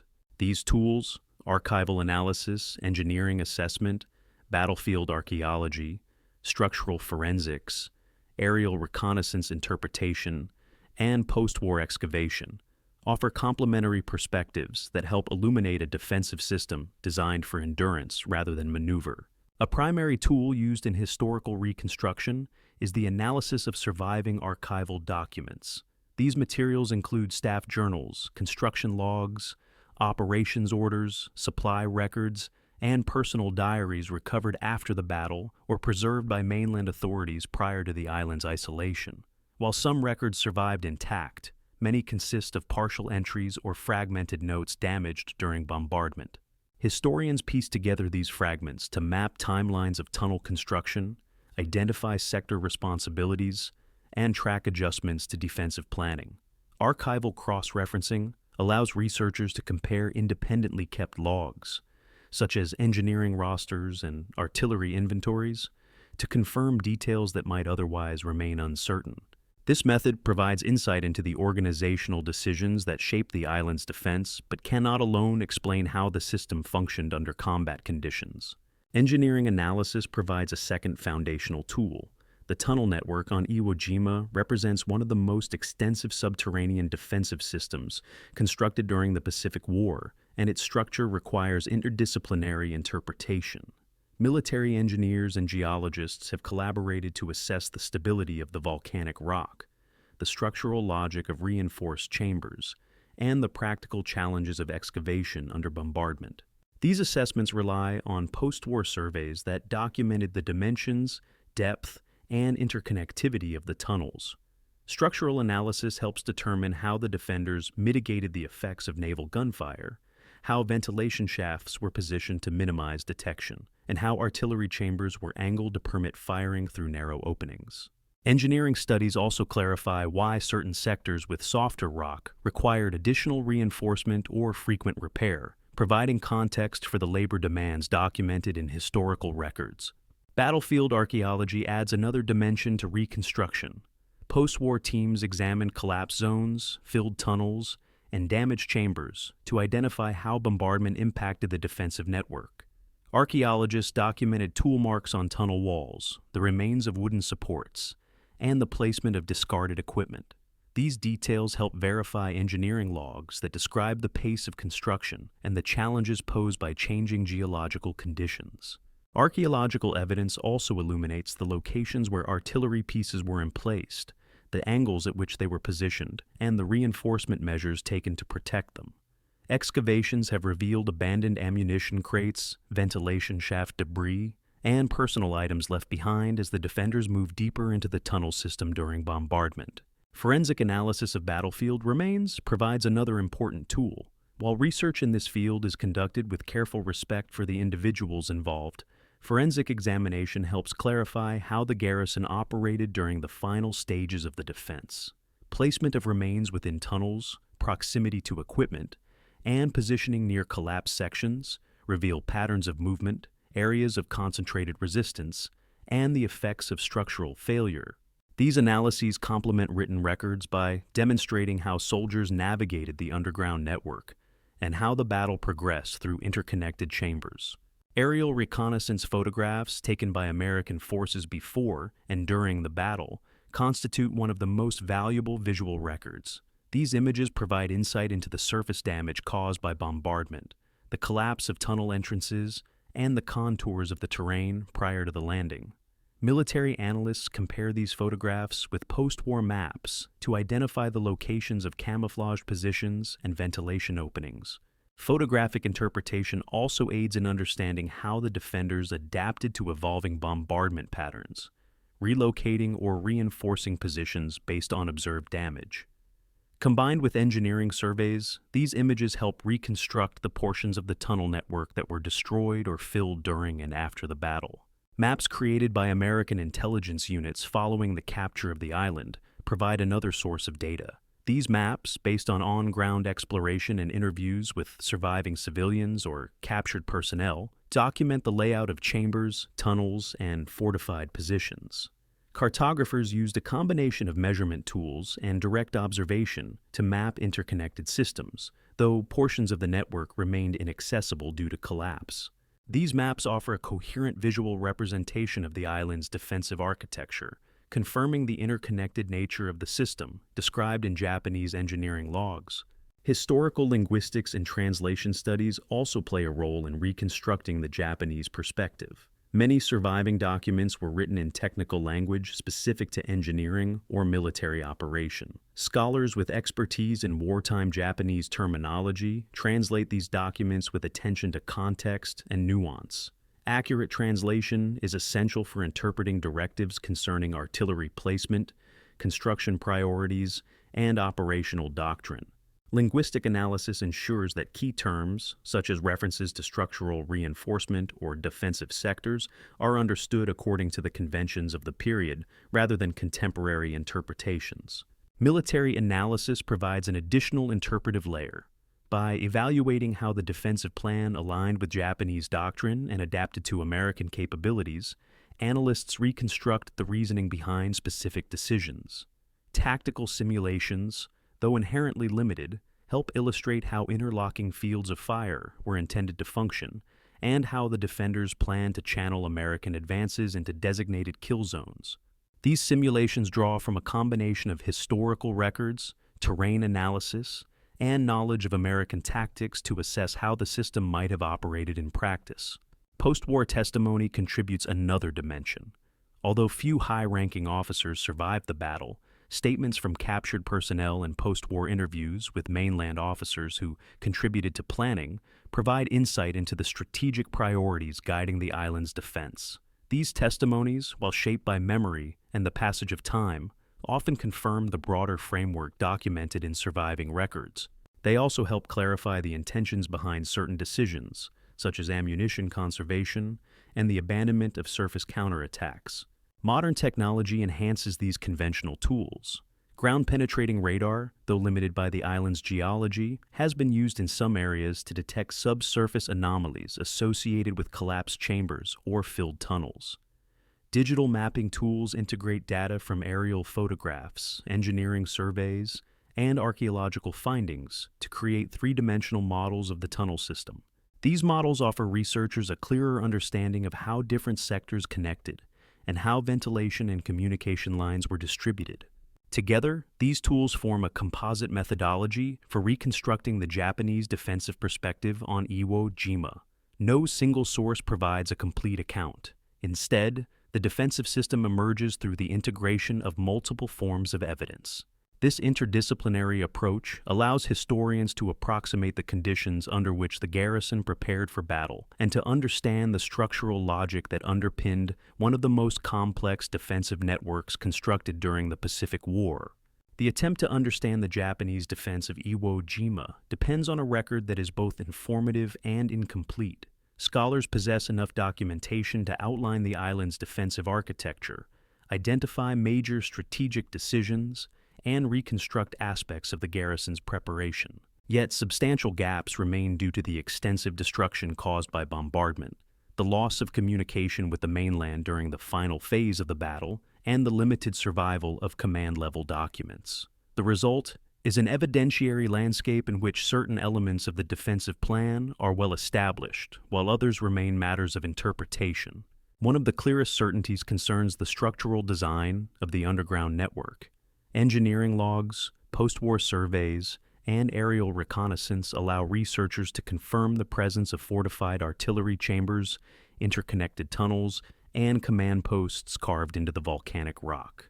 The dimensions of many of these chambers are documented with precision, and the surviving sections of the tunnel network demonstrate the considerable labor invested in their construction. These features form a stable foundation for understanding the physical environment in which the defenders operated.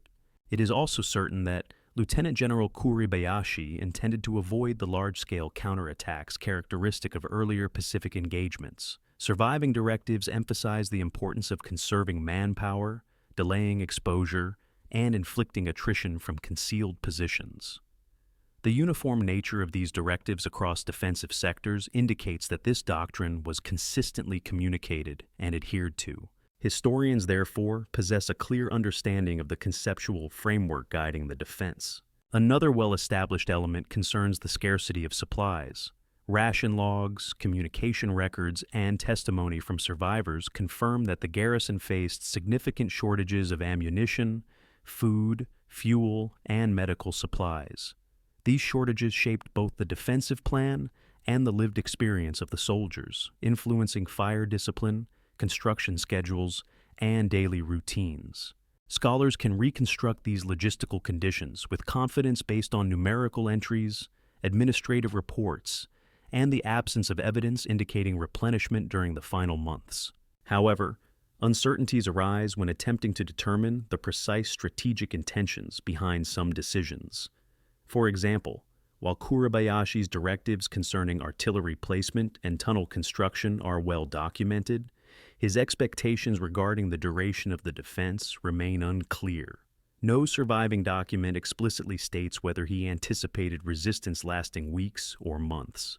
Analysts must infer these expectations from indirect evidence, such as the scale of construction, the emphasis on conservation, and communications with Tokyo that referenced prolonged resistance.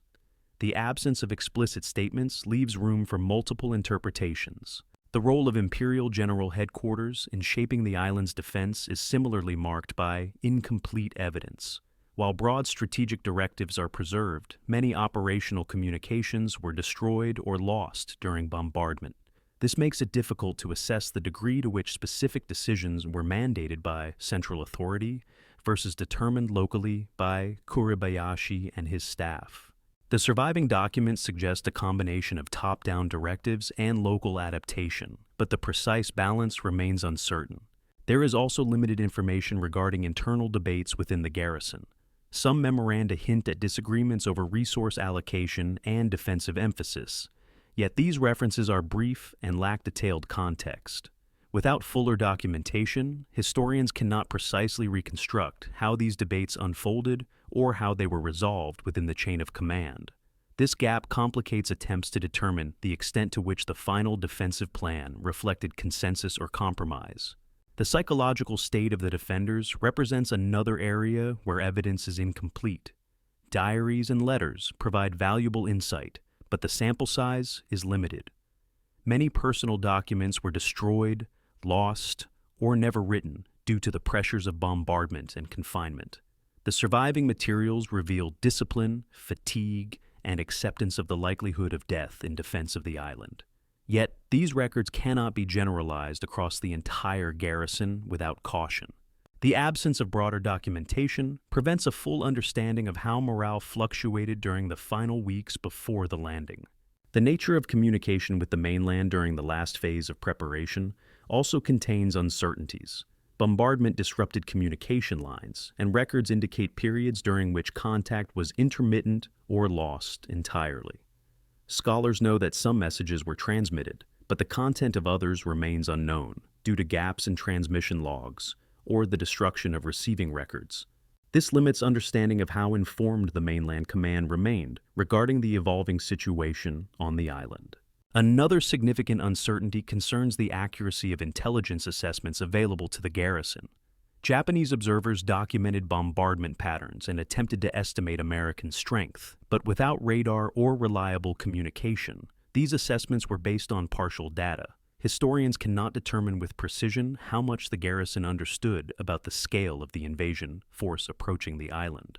This uncertainty affects interpretations of their strategic decisions during the final days before the landing. Even the tunnel network, though extensively studied, contains gaps in documentation. Some sections collapsed under bombardment, while others were sealed or filled during post-war activities. Surveys conducted after the battle identified major corridors and chambers, but could not fully document segments that became inaccessible. As a result, the exact layout of the entire network remains partially unknown. This limits understanding of how certain sectors were intended to function within the broader defensive scheme. The placement and number of certain weapons systems also remain uncertain. While artillery logs provide approximate counts, the destruction of weapons during bombardment and the concealment of some positions within collapsed chambers make it difficult to determine precise distributions. For example, the number of operational heavy artillery pieces on the eve of the landing cannot be determined with complete accuracy. Historians must rely on estimates derived from combined documentary and archaeological evidence. Post-war testimony adds valuable context, but introduces its own limitations. Survivors, whether civilians or military personnel, provided accounts shaped by memory and the passage of time. Their recollections offer insight into daily life, the atmosphere within the tunnels, and perceptions of command decisions. Yet these testimonies cannot provide definitive answers to questions concerning the full scope of strategic intent or the exact functioning of the defensive system under combat conditions. Together, these certainties and uncertainties form a complex picture. Historians possess a detailed understanding of the physical structure of the defenses, the overarching doctrine guiding the garrison, and the logistical constraints under which it operated. At the same time, gaps in documentation limit knowledge of the internal deliberations, the precise expectations of commanders, and the full extent of the tunnel network. The Japanese perspective on Iwo Jima emerges as a combination of clear structural evidence and interpretive reconstruction shaped by the limits of the surviving record. These boundaries do not diminish the significance of the available evidence. Rather, they underscore the challenges inherent in reconstructing events that unfolded under extreme circumstances. The defenders of Iwo Jima left behind a record shaped by their environment, their mission, and the destructive forces that surrounded them. What remains provides insight into their discipline, their preparation, and the strategic framework within which they fought, even as unanswered questions persist within the historical narrative. Within the extensive documentation concerning the defense of Iwo Jima, a quieter yet essential layer emerges from the surviving diaries, personnel logs, medical records, and administrative notes that reveal the human dimension of the garrison. These materials, though limited, provide insight into the lived experience of soldiers, officers, laborers, and support personnel who inhabited the island's subterranean landscape during the months preceding the American landing. Their experiences were framed by scarcity, isolation, continuous bombardment, and a defensive mission that carried both strategic and symbolic weight.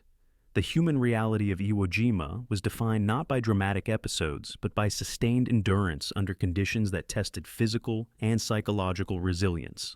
Life within the tunnel network imposed strict routines that governed every aspect of daily existence. Soldiers slept in narrow chambers carved into the rock, often arranged in tiers to conserve space. Ventilation remained a persistent challenge. Stale, humid air circulated slowly through shafts that engineers attempted to hide from aerial reconnaissance. This environment created physical discomfort that compounded fatigue. Diaries describe waking to the sound of distant bombardment, the vibration of naval shells impacting the surface, and the fine layer of volcanic dust that settled on bedding, clothing, and equipment.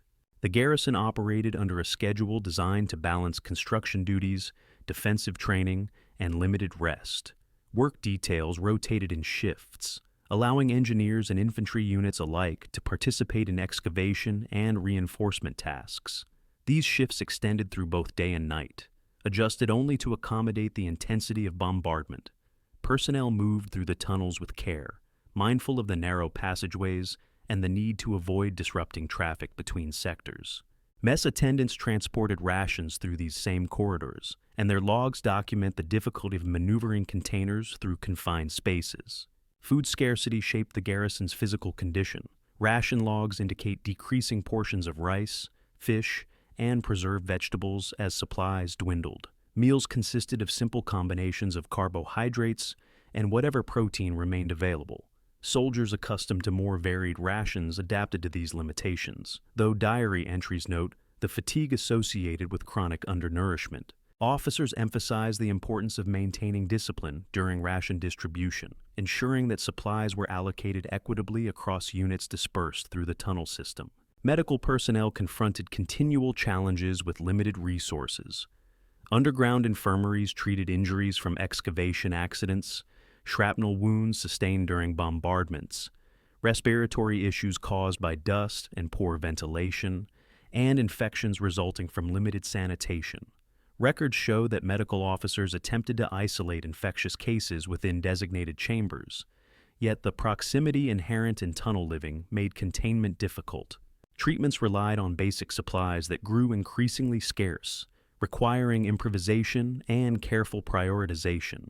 The medical records reflect a pragmatic approach that emphasized stabilizing patients to allow them to return to duty when possible. The psychological environment of the island was shaped by both confinement and knowledge of the strategic situation. Soldiers were aware that reinforcement would not arrive and that the mission required prolonged resistance under isolation. Diaries frequently reference a sense of inevitability regarding the coming battle, expressed without dramatization. The tone of these entries reflects acceptance of duty rather than despair. Soldiers describe the routine nature of bombardment, noting its impact on structural stability, the difficulty of maintaining sleep, and the adjustments required to perform daily tasks under constant threat. Communication with the surface became increasingly restricted as bombardments intensified. Movement above ground was limited to brief intervals during lulls in aerial activity. Observation posts positioned near tunnel entrances reported on damage patterns and signs of American reconnaissance. Personnel assigned to surface duties worked quickly, aware that exposure carried significant risk. Their notes described the difficulty of navigating terrain, altered continually by shelling, and the challenge of locating equipment buried under debris. Despite the constraints, the garrison maintained a degree of routine consistent with military organization. Units conducted inspections of weapons and equipment, rehearsed defensive procedures, and maintained records of personnel status. These routines provided structure within an environment shaped by uncertainty. Administrative logs show careful tracking of manpower distribution, indicating that officers sought to preserve organizational coherence even as conditions deteriorated. Interactions between Army and Navy personnel contributed to the human dimension of the defense. Although naval aviation operations had collapsed, naval technicians, communication specialists, and support staff continued to serve within the broader defensive effort. These personnel shared the same tunnel accommodations, rations, and duties as Army units. Records show coordination in tasks such as maintaining radio equipment, reinforcing tunnel sections, and managing supply caches. The integration of these groups, though shaped by necessity, fostered cooperation that strengthened the defensive posture. The presence of civilian laborers added another element to daily life. These individuals worked alongside military units in construction, transportation, and maintenance roles. They faced the same environmental challenges and shared the same limitations in food and shelter. Administrative documents reference their assignments, noting that they contributed significantly to the completion of the tunnel network. Their roles, often underrepresented in military accounts, formed part of the island's broader human landscape. Letters written before communication with the mainland became unreliable, offer additional insight into the thoughts of the defenders. Many express straightforward statements of duty, referencing family obligations, loyalty to command, and awareness of the strategic importance of their mission. These letters contain no exaggeration or dramatic sentiment. Instead, they reflect a practical understanding of the garrison's situation. The tone of these communications aligns with the disciplined, reserved character evident in official records. The environmental conditions on the island added to the burden faced by the defenders. The volcanic dust permeated clothing and equipment, creating persistent discomfort. Heat accumulated within the tunnels, particularly in deeper sections, requiring careful rotation of personnel assigned to these areas. Rainwater occasionally entered surface-level corridors, forcing temporary closures and additional reinforcement. The sound of bombardment, whether distant or close, formed a constant backdrop to life underground. Personnel accustomed to quieter garrison assignments in earlier periods of the war adapted to these conditions gradually, relying on discipline to maintain focus. The human dimension also included the relationships forged among soldiers who worked and lived in confined spaces for extended periods. Personnel logs document instances of unit-level cooperation, mutual assistance during construction tasks, and shared responsibility for maintaining equipment. The confined environment intensified reliance on fellow soldiers, fostering cohesion that supported the defensive effort. Though personal conflicts undoubtedly occurred, Documentation emphasizes the cooperative aspects of daily life rather than interpersonal tension. The final weeks before the landing imposed cumulative strain on every individual within the garrison. Bombardment increased, supplies diminished, and the tunnel network required constant maintenance to remain operational. Yet records show that soldiers continued to perform their duties with attention to detail, participating in training exercises, maintaining weapons, and reinforcing positions. The consistency of these actions demonstrates a level of discipline rooted in military training and reinforced by the immediate conditions of the island. The human dimension of Iwo Jima's defense thus emerges not through accounts of dramatic confrontation, but through the sustained endurance required to inhabit an environment defined by scarcity, confinement, and the constant threat of bombardment. The defenders operated within a system that demanded cooperation, discipline, and adaptability. Their daily routines, shaped by limited resources, environmental hardship, and the strategic expectations placed upon them, reflect the lived reality of soldiers preparing for a battle they understood as decisive for their mission, regardless of its eventual outcome. The fall of Iwo Jima, viewed through the Japanese perspective that shaped its defense, produced consequences that extended far beyond the island's limited geography. While the garrison understood that their mission would not alter the strategic balance of the war, the battle nonetheless influenced military planning, aerial operations, political calculations, and post-war assessments across multiple nations. The consequences unfolded along several interconnected dimensions: operational, strategic, geopolitical, and historical. These effects were not immediate products of a single event, but developed gradually as the implications of the island's loss became evident. Operationally, the capture of Iwo Jima provided the United States with airfields positioned directly along the flight path from the Marianas to the Japanese mainland. These airfields, damaged during the battle but quickly repaired, became emergency landing sites for long-range bombers returning from raids. Japanese records acknowledge the significance of this outcome, noting that the loss of the island removed a barrier that had previously forced American aircraft to return without forward support. With Iwo Jima secured, hundreds of bombers damaged by mechanical issues or anti-aircraft fire could land rather than be lost at sea. This reduced operational attrition and increased the consistency of American bombing raids, thereby intensifying pressure on Japanese industry and infrastructure. The island also became a forward base for fighter escorts. Prior to its capture, long-range fighters could not accompany bombers throughout their missions. With Iwo Jima under American control, these fighters could refuel and extend their operational radius, providing protection during critical segments of bombing runs. Japanese intelligence assessments recorded shortly after the island's loss note a marked increase in the frequency and penetration depth of American raids. This shift diminished Japan's ability to respond effectively, as intercept missions faced increasingly coordinated formations and intensified escort presence. Strategically, the loss of Iwo Jima signaled the collapse of Japan's intermediate defensive belt. The island had served as a forward outpost for radar detection and limited intercept operations. Its presence had forced American commanders to account for potential engagement within the central portion of the Pacific. Once the island fell, the route between the Marianas and the mainland became effectively unobstructed. Radar installations on the mainland lost advanced warning capability previously provided by the garrison's early detection stations. This reduction in warning time hindered efforts to prepare defenses against incoming raids, complicating civilian protection measures and diminishing the effectiveness of remaining fighter intercept units. The fall of the island also influenced Japanese naval planning. With the Central Pacific firmly under American control, Japan's remaining naval assets faced increasingly restricted movement. The loss underscored the inability of the Imperial Navy to project force or protect convoys traveling through contested waters. Naval memoranda following the battle described a strategic environment in which further reinforcement of outlying islands had become untenable.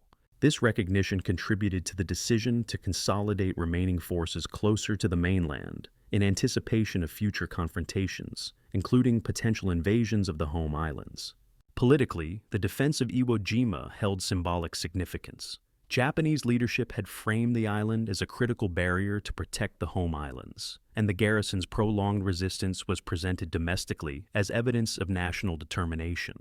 The eventual fall of the island, despite the defenders' efforts, contributed to a growing recognition within military and civilian leadership circles that Japan faced an increasingly severe strategic predicament. Communications within the Japanese government following the island's loss reveal concerns regarding morale and the need to reinforce public resolve during a period marked by escalating hardship. Internationally, the battle demonstrated the effectiveness of integrated American amphibious, naval, and air operations. Observers in Allied nations noted the coordination between pre-invasion bombardment, landing operations, and the rapid establishment of airfields following the island's capture. These observations influenced broader Allied assessments concerning the feasibility of future operations in the Pacific. The battle illustrated the extent to which American logistics and industrial strength could sustain high-intensity operations far from the mainland, reinforcing the perception that Japan's strategic position had become untenable. The consequences of the battle also extended to post-war military analysis. The Japanese defensive strategy, centered on attrition from concealed positions, influenced subsequent assessments of island warfare. Military scholars recognize that Kuribayashi's doctrine represented an early example of adapting defensive methods to counter superior firepower. Post-war analyses within Japan examine the structure of the defensive network, noting the strengths and limitations of underground fortifications. These studies contributed to broader discussions within post-war Japanese defense planning regarding the role of terrain, concealment, and strategic depth. The American use of Iwo Jima as an airbase had significant implications for the final months of the war. The ability to land damaged bombers reduced crew losses, while fighter escorts increased the effectiveness of bombing raids. These factors contributed to the acceleration of strategic bombing operations that targeted industrial centers, transportation networks, and port facilities on the Japanese mainland. Japanese records document the cumulative effects of these intensified raids, noting disruptions to production, transportation delays, and the increasing difficulty of conducting repairs under continuous air attack. The fall of the island also influenced American planning for subsequent operations, including the eventual invasion of Okinawa.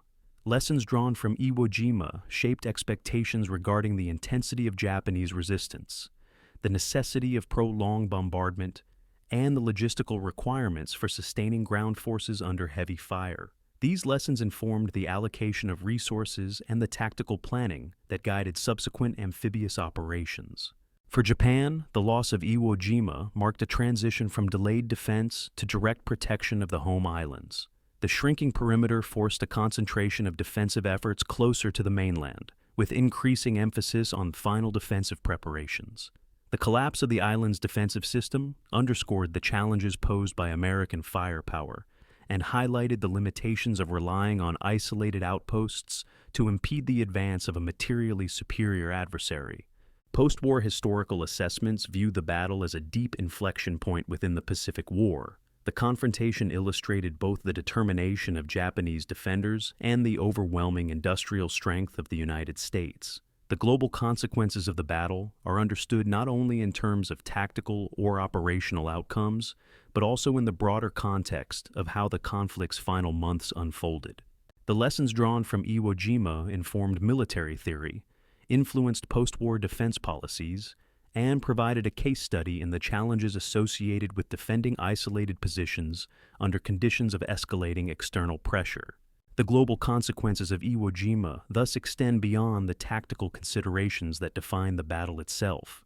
The loss of the island reshaped air operations, accelerated the strategic bombing campaign, influenced naval and amphibious planning, and contributed to broader discussions concerning the feasibility of continued resistance. Through these interconnected effects, the consequences of the battle shaped the closing months of the Pacific War and left a lasting imprint on military analysis in the decades that followed. The defense of Iwo Jima, when examined from the Japanese perspective and contextualized within the final phase of the Pacific War, yields a set of enduring lessons that extend beyond the immediate circumstances of the battle. These lessons concern the relationship between terrain and defensive design, the limits of attrition-based warfare, the impact of logistical degradation on strategic decision-making, and the complexities inherent in defending isolated positions against a materially superior adversary. Each element of the island's defense contributes to a broader understanding of how military institutions adapt under pressure and how strategic objectives shift when confronted with overwhelming force. One of the most significant lessons concerns the importance of terrain. The defenders of Iwo Jima leveraged the island's volcanic geography to construct an extensive underground network that mitigated the effects of American air and naval bombardment. This approach demonstrated that even under conditions of inferiority and firepower, defensive systems could be designed to exploit environmental characteristics. The tunnel network reduced the vulnerability of personnel, protected artillery, and preserved command and control capabilities long after surface positions became compromised. Yet the experience also highlighted the limitations of terrain-based advantages. While the underground system extended the duration of resistance, it could not reverse the strategic imbalance.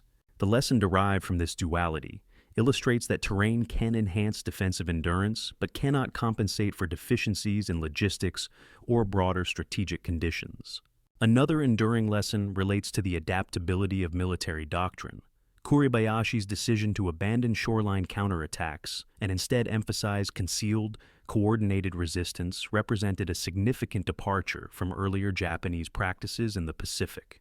This shift demonstrated an ability to incorporate lessons learned from prior battles, such as the vulnerability of surface fortifications to pre-invasion bombardment. The adoption of an attrition-based defensive model, supported by dispersion and concealment, reflected an understanding of American operational strengths. However, the experience also underscores the limits of doctrinal adaptation when implemented under conditions of extreme material disadvantage.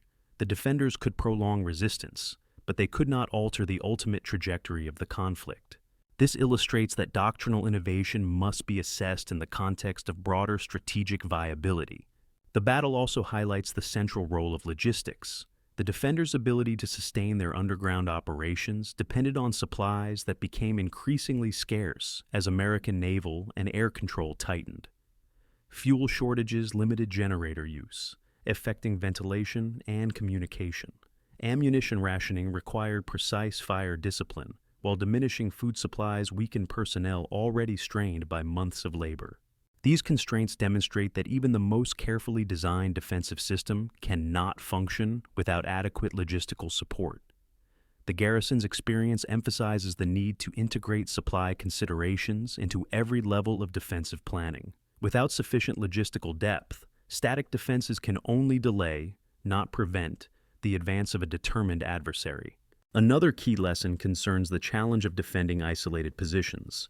Iwo Jima's location made reinforcement impossible once American forces established blockade conditions. The garrison faced the prospect of fighting without resupply, evacuation, or external support. This reality shaped both the defensive doctrine and the morale of the defenders. The lesson here extends beyond the specifics of the Pacific War. Isolated defensive positions, regardless of their fortification, face inherent vulnerabilities when confronted by a superior force capable of sustained pressure. The Japanese experience illustrates the strategic risks associated with relying on outposts that cannot be supported under changing operational conditions. The battle also provides insight into the limitations of attrition-based defensive strategies. Kuribayashi's doctrine sought to impose maximum casualties to delay subsequent American operations. This approach reflected broader Japanese strategic thinking in the final months of the war, which prioritized slowing the American advance to create time for broader defensive preparations. While the defenders succeeded in inflicting significant losses, the American operational timeline continued largely unaffected. The fall of the island led directly to intensified bombing raids and provided a staging point for further operations. The lesson derived from this outcome underscores that attrition, when applied without the capacity to exploit temporary operational advantages, cannot change the strategic direction of a conflict. The integration of multiple military branches within a confined defensive system offers another enduring lesson. The cooperation between Army and Navy personnel demonstrated the potential for cross-branch coordination under constrained circumstances. These units shared resources, responsibilities, and living quarters within the tunnel network. Their collaboration contributed to the overall cohesion of the defense. Yet their experience also reveals the organizational challenges inherent in integrating diverse units with differing training backgrounds and operational cultures. Modern military planners can draw from this example the importance of establishing clear command relationships and communication protocols when coordinating multi-branch operations in confined or resource-limited environments. The battle's outcome also reinforces the importance of strategic flexibility. Japanese military leadership recognized the need to adapt their defensive plans as American operational patterns evolved, but their capacity to do so remained limited by material constraints and the shrinking defensive perimeter. The inability to shift resources or redeploy forces across broader operational zones indicated a lack of strategic redundancy. This highlights a lesson applicable beyond the historical context. Defensive strategies must incorporate flexibility to respond to evolving threats, and such flexibility requires reserves in manpower, equipment, and logistics that Japan no longer possessed at this stage of the war. Another lesson concerns the psychological dimension of defense.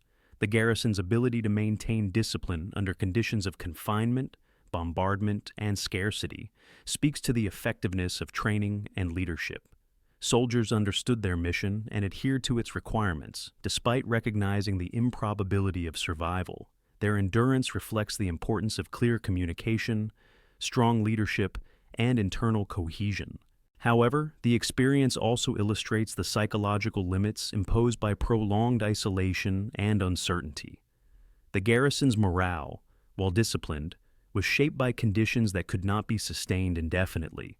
This emphasizes that psychological resilience, while essential, cannot substitute for material support. The battle further underscores the relationship between tactical success and strategic context. From a tactical perspective, the defenders executed a disciplined, well-coordinated resistance that inflicted substantial casualties. Yet, tactical achievements did not alter the strategic balance. The American advance continued, and the island served as a valuable asset in subsequent operations. This demonstrates that tactical effectiveness, while important, must be aligned with strategic objectives capable of influencing the broader conflict. Without such alignment, tactical success cannot achieve lasting impact. Finally, the post-war analysis of Iwo Jima highlights the importance of integrating multiple forms of evidence to assess complex defensive operations. The reliance on archival documents, engineering assessments, archaeological findings, and survivor testimony illustrates that multifaceted historical events require interdisciplinary approaches to understand fully. This methodological lesson extends beyond the specifics of the battle, emphasizing the value of combining technical, operational, and human perspectives when reconstructing historical military engagements. Taken together, these enduring lessons reveal the broader implications of the Japanese defense of Iwo Jima. They illuminate the challenges inherent in defending isolated positions, the need for logistical depth, the limitations of attrition strategies, and the importance of doctrinal adaptability. They also highlight the significance of leadership, discipline, and psychological resilience under extreme conditions. While the outcome of the battle was shaped by overwhelming American superiority, the Japanese defensive experience offers insights that continue to inform military understanding of fortified defense, strategic planning, and operational adaptation. In the final days of resistance on Iwo Jima, the defensive system designed to prolong the battle began to yield under the cumulative weight of American firepower and the steady advance of ground forces across the island's interior. From the Japanese perspective, these days marked the conclusion of a process that had begun months earlier, shaped by strategic necessity, logistical constraint, and the disciplined execution of a defensive doctrine adapted to an increasingly unfavorable environment. The defenders, operating within interconnected tunnels and fortified chambers, maintained their positions as long as possible, even as structural collapse, ammunition depletion, and the breakdown of communication networks reduced their capacity to coordinate resistance. The collapse of the defense occurred gradually, rather than suddenly. As American ground units advanced northward from the landing beaches, Japanese defensive sectors found their fields of fire constrained and their movement between chambers increasingly disrupted. Infantry units positioned within concealed fortifications engaged the advancing forces according to established fire plans, but sustained pressure reduced the effectiveness of these positions. Artillery chambers, once protected by reinforced rock, became increasingly vulnerable as American units closed the distance and employed demolition charges and flamethrowers to neutralize fortified locations. The gradual loss of these artillery assets diminished the coherence of the defensive network, forcing infantry units to rely on small arms fire and improvised positions. Communication among defensive sectors deteriorated as bombardment and ground fighting damaged underground cables and blocked corridors.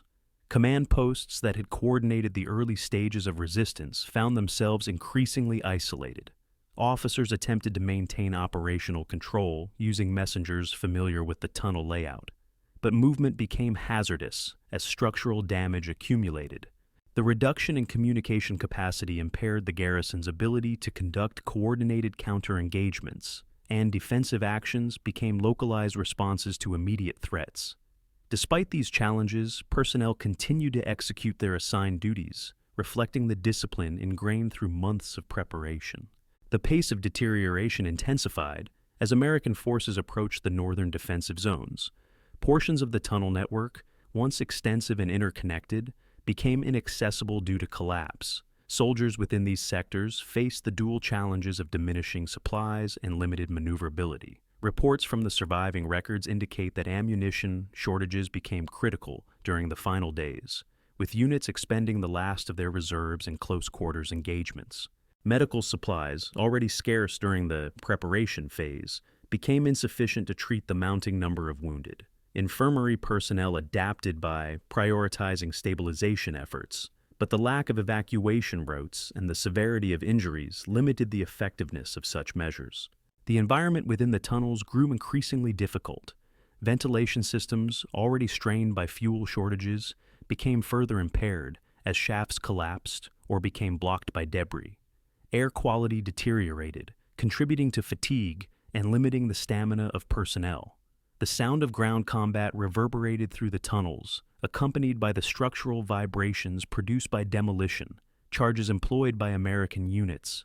These conditions underscored the confined nature of the defenders' final days, shaping the atmosphere of the closing phase of the resistance. Despite the mounting pressure, the defenders continued to perform routine functions where possible.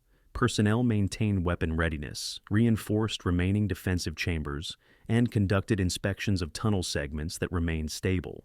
Administrative logs from the early days of the battle indicate that officers continued to record unit status, though these entries diminish as communication faltered. The persistence of routine, even under deteriorating conditions, reflects a disciplined effort to preserve the structure of the defense for as long as possible. As American units penetrated deeper into the northern positions, isolated groups of Japanese soldiers confronted the reality that further coordinated resistance was impossible. Some chambers, cut off from the broader network, continued to resist until ammunition was exhausted or passageways became untenable. The absence of escape routes underscored the finality of the garrison's situation. The defenders had entered the battle with the understanding that reinforcement and evacuation were not possible, and the collapse of the defensive system confirmed the predictive nature of their earlier preparations. The final communication from Lieutenant General Kuribayashi, though fragmentary, reflects the disciplined tone that characterized his leadership. His last directives emphasized continued resistance, maintenance of order, and the importance of fulfilling the mission assigned by the mainland command. No documents indicate that he held any expectation of relief or reversal of the battle's trajectory. His role during the final days illustrates the ethical and operational responsibilities of command under conditions where survival was unlikely and strategic success was beyond reach. The end of organized resistance coincided with the collapse of the remaining defensive chambers and the neutralization of the last functioning tunnel segments. American units, advancing systematically, secured one sector after another, marking the end of a defensive effort shaped by months of preparation and sustained under conditions of extreme strain. The defenders, though unable to prevent the island's fall, had carried out their mission according to a doctrine designed to impose maximum delay and attrition. Their endurance did not alter the outcome, but demonstrated the extent to which a disciplined garrison could prolong resistance even under overwhelming external pressure. In the days following the fall of the island, American engineers conducted initial surveys of the tunnel network, documenting the extent of structural collapse and the complexity of the underground system. These surveys confirmed the strategic logic of the Japanese defense while also illustrating its inherent vulnerabilities. The tunnels had preserved combat effectiveness during the early stages of the battle, but their usefulness declined as American forces advanced and applied pressure directly upon concealed positions. These findings contributed to post-war assessments that recognize both the innovative aspects of the defense and the limitations imposed by isolation and strategic imbalance. The Japanese perspective on the final days of Iwo Jima thus reflects a combination of disciplined execution, structural decline, and the inevitability of defeat in the face of superior force. The defenders fulfilled their mission within the constraints of their environment, maintaining cohesion until the defensive network became untenable. Their experience, shaped by hardship and framed by strategic necessity, forms a critical component of the historical understanding of the battle. The collapse of the garrison did not conclude the relevance of their efforts. The defensive doctrine implemented on the island influenced post-war discussions within Japan and among international military analysts concerning the nature of fortified defense, the value of underground infrastructure, and the limits of isolated resistance. The lessons derived from the battle continue to inform assessments of military operations, where geography, logistics, and adversarial asymmetry shape the conduct and outcome of conflict. The outcome of the battle for Iwo Jima reflected the convergence of strategic imbalance, material scarcity, and the inherent limitations of defending an isolated position.